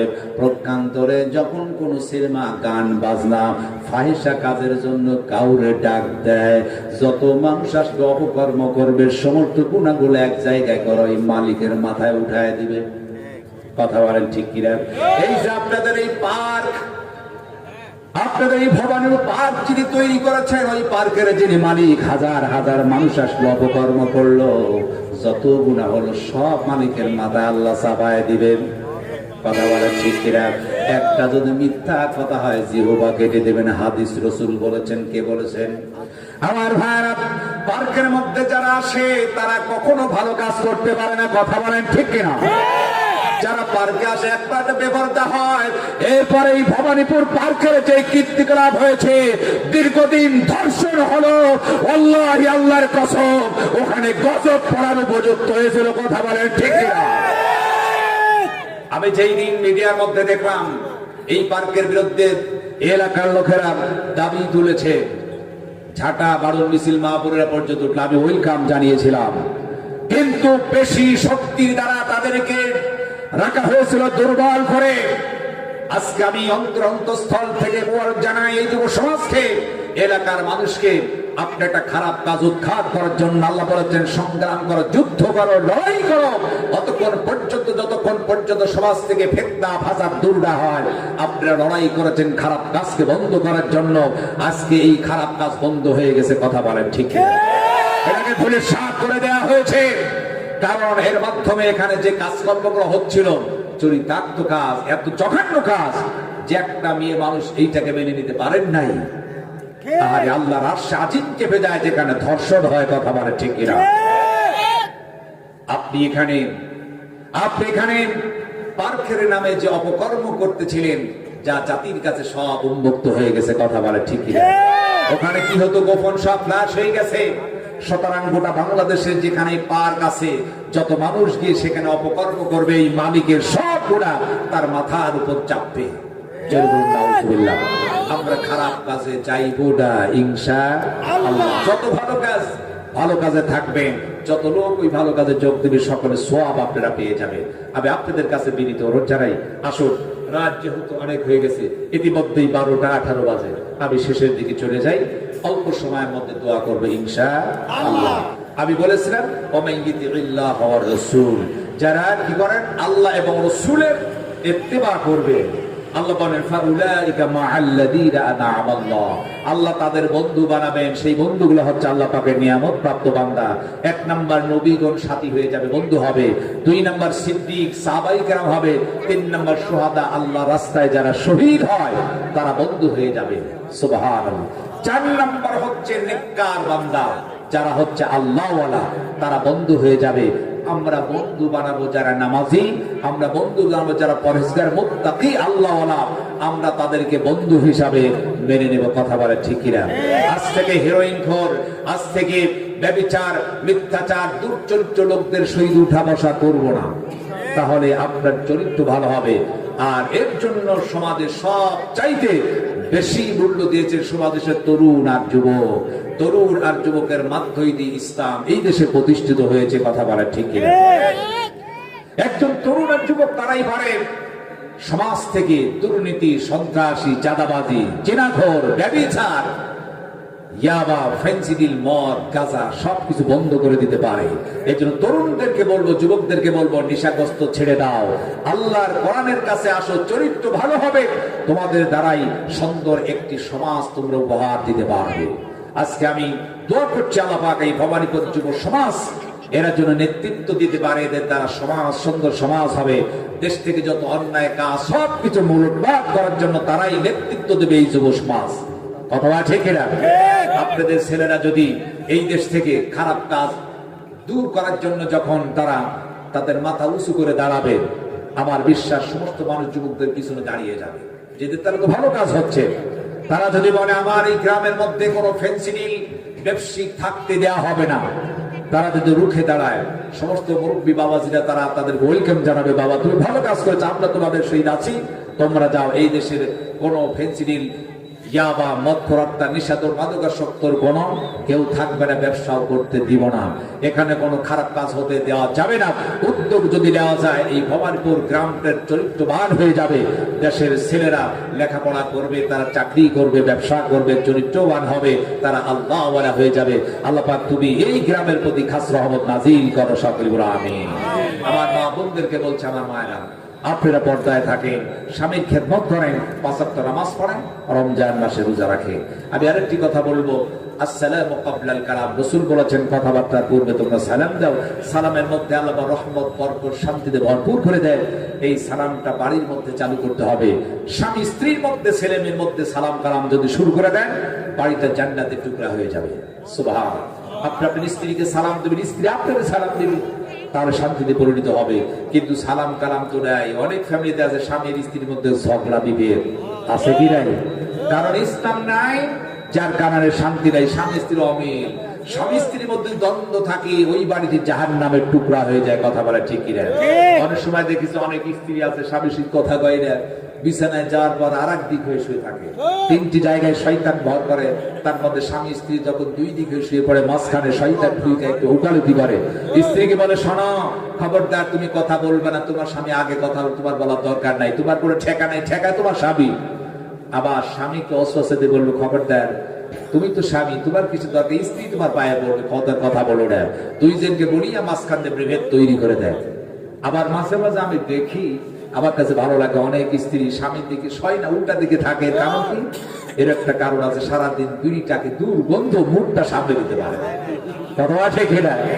বিড়ি খাওয়ার যে দুর্গন্ধ, স্ত্রী আপনার মুখে চুমা দেবে কেমনি, আপনার সামনে আসবে কেমনি, দুর্গন্ধ তো আসতে পারে না।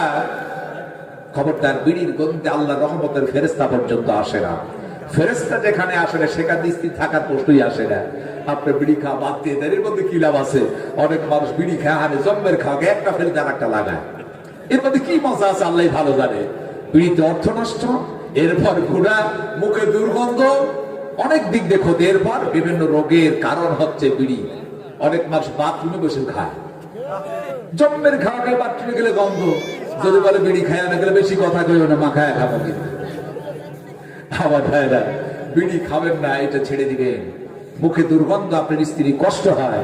মাদের কাছকে বলে গেলাম, মা আপনার স্বামী যদি বিড়ি খায়, আপনার স্বামীর সাথে কথাটা বন্ধ করে দিবেন, আপনার স্বামী তো অসহায় হয়ে যাবে, ওকে তওবা পড়ায়া বিড়ি খাওয়াতে বন্ধ করবেন, আপনার স্বামী বিড়ি খাওয়া বাদ দিলে ভালো হয়ে যাবে। আমি আপনাদের কাছে অনুরোধ করে ভাইরা, স্ত্রীকে আর কষ্ট দিয়েন না, আপনারা বিড়ি খাইবেন না, আল্লাহ পাক তৌফিক দিন সকলে বলো আমিন।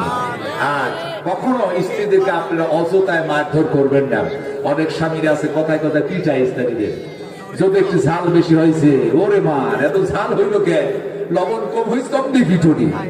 বউ মারা জম কোন সাহাবী, কোন নবী এবং রাসূল স্ত্রীদেরকে কখনো মারেন নাই, আপনারা মারবেন না। যদি মারতেই হয় শাসনের জন্য, তাহলে লাঠি মনে 4-5 হাত লম্বা হবে, লাঠি হবে কি 1/2 হাত, 1 বিঘত, এটা দেখি মারা যায়।